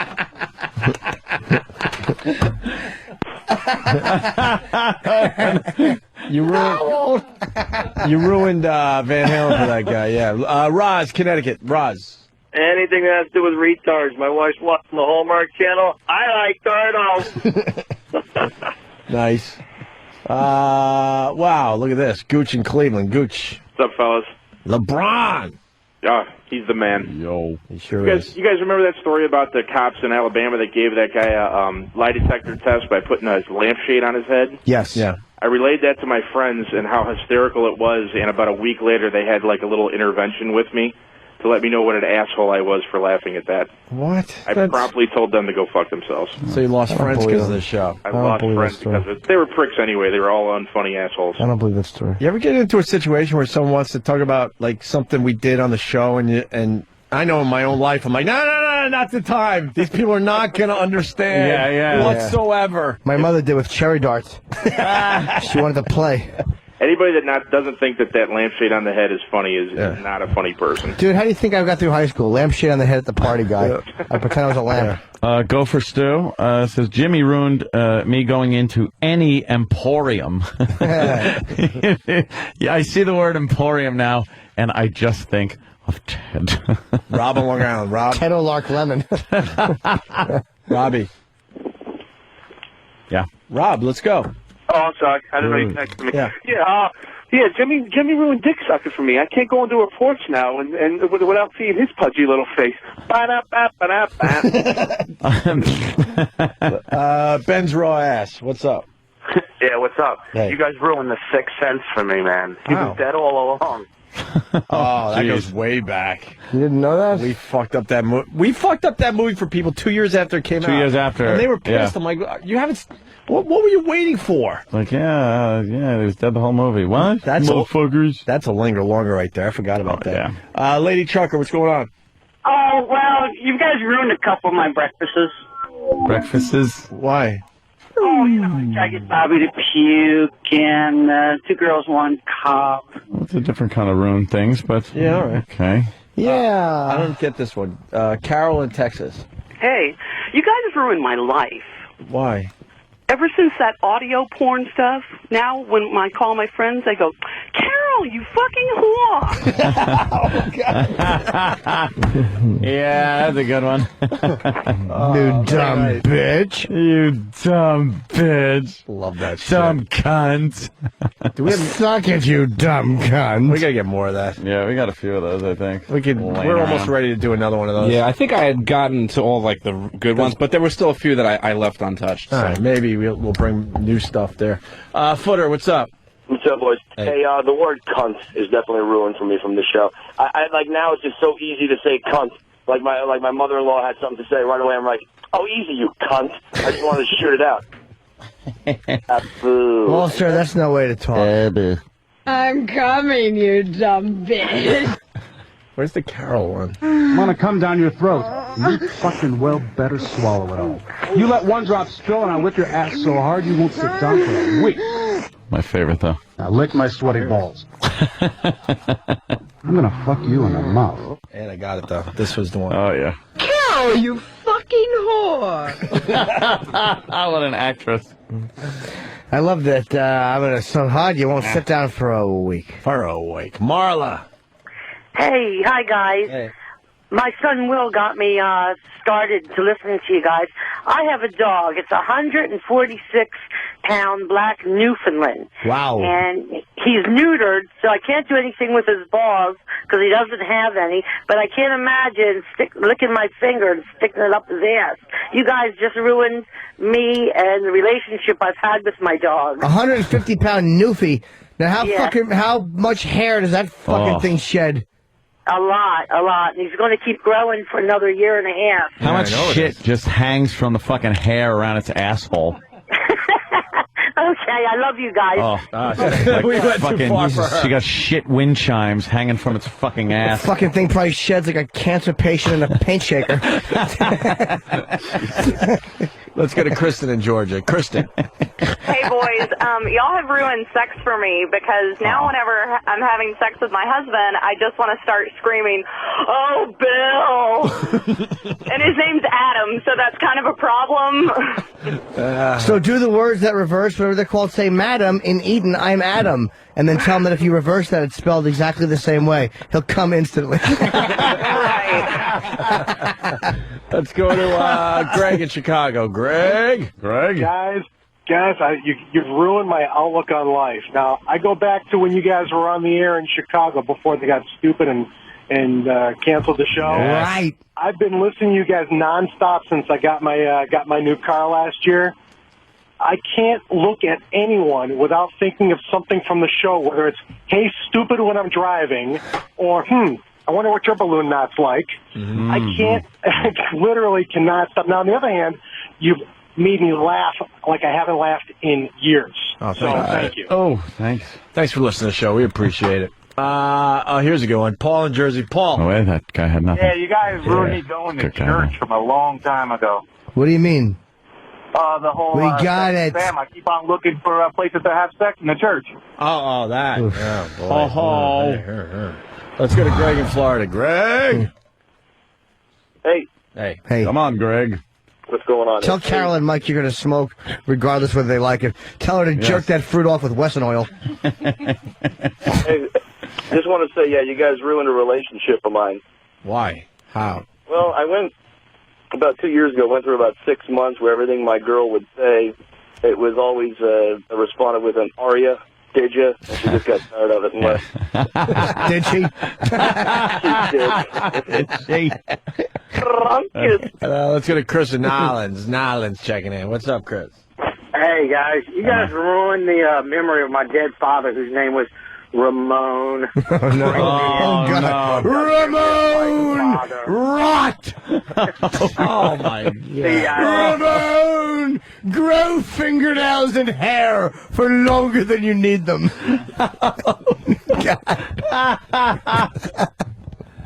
Ramon, has your jaw dropped?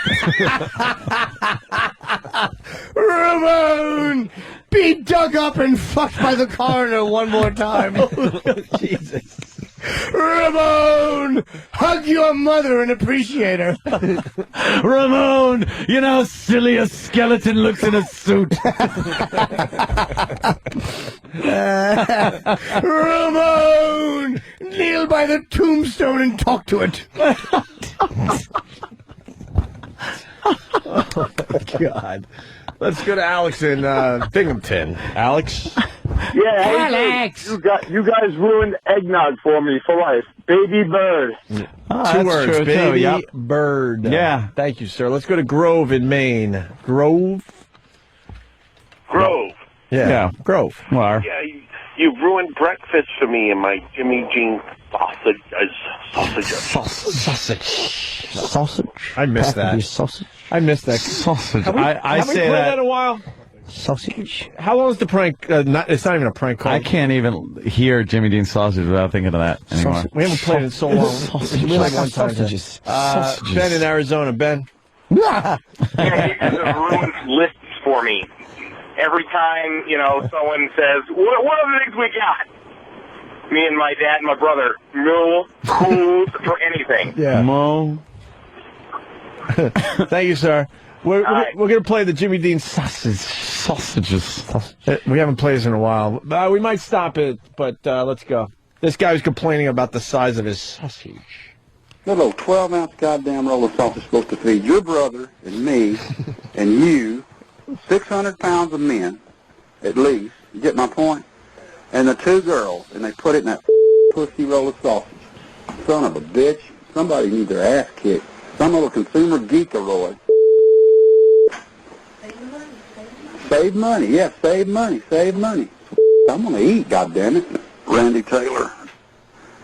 I don't know where you people come from. I don't know if you test your products, your quantity of your product. Your products are very delicious.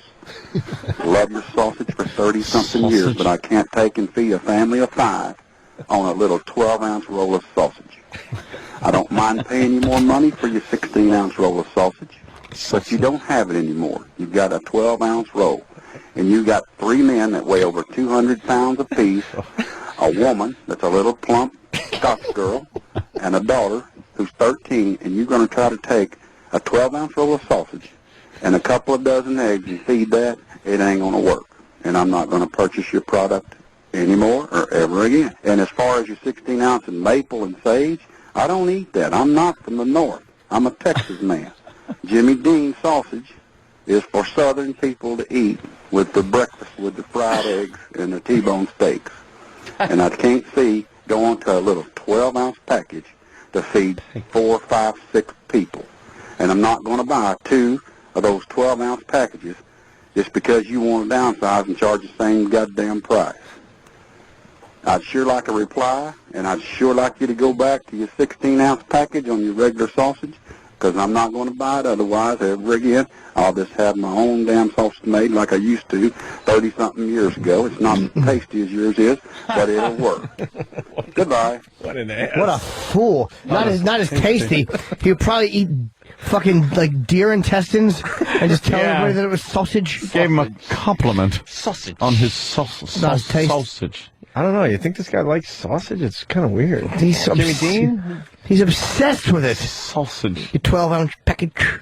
She's a plump Scotch woman. Yeah, we all over 200 pounds, and instead of doing an ounce exercise, we want you to sell your bigger packages of sausage.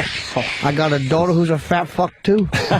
You know she's a pig. Oh, of course she is. Fucking bunch of oinkers. She's 13. Standing around a trough. Doesn't he eat T-bone steaks, too? Yeah, in the morning. Sausage. He's a Texas man. Like fried eggs and T-bone Gotta be steak. said. Not from the north. Gotta be said, Coke Logic's animation to that. Wow. Oh, yeah, this is a good one. I forgot about One that. of the best ones ever. Sausages. I wonder what happened with that guy. Yeah, I got an update on sausage. He probably died of a massive coronary. Hope his mouth was fucked during a home invasion. Filled with black sausage. By a black sausage. Be a Haitian sausage. Ted the trucker. Oh, great. Hi, Ted the trucker. What are you hauling? Good evening. Sausage. Only classified military stuff. Anthony, a couple of weeks ago, you completely ruined my niece's recital for me. Uh-oh. Why? How? Yeah. During the entire recital, the only thing I could think of was Anthony doing his little toodaloo through the entire thing. Toodaloo. When my niece got up there... Oh, no. It's a bad day for the internet. Oh, boy. Web breastfeeding is being banned on the internet. From what? No. Web breastfeeding ban. Oh, no. Hold on. We got breaking news, sir. Aren't so much about censorship as about a new commercialism. The content of Facebook isn't made by a Hollywood studio or by a production crew. It's made by the users of Facebook itself. In essence, the company makes money by selling the people to each other. And if the people don't behave to each other the way that everyone would like to, the company can lose money. Facebook's management refused CNN's request for an interview, but did offer a statement saying in part, "We agree that breastfeeding is natural and beautiful, and we take no action on the vast majority of breastfeeding photos because they followed the site's terms of use. Photos containing a fully exposed breast do violate those terms." Facebook also says almost all photos banned were flagged by complaining users. Roman just wants to promote breastfeeding, but she's also testing the boundaries of internet authority in a growingly web-connected world. Cara Finstrom for CNN, Los Angeles. So Facebook is banning... Children trained to kill. The man accused of organizing it faces charges today in a first-of-its-kind trial. Well, what are you going to do with the children? Jeez, look play where they're soccer? from. Stop it. At least they'll do something useful. They're banning that on Facebook. Yeah.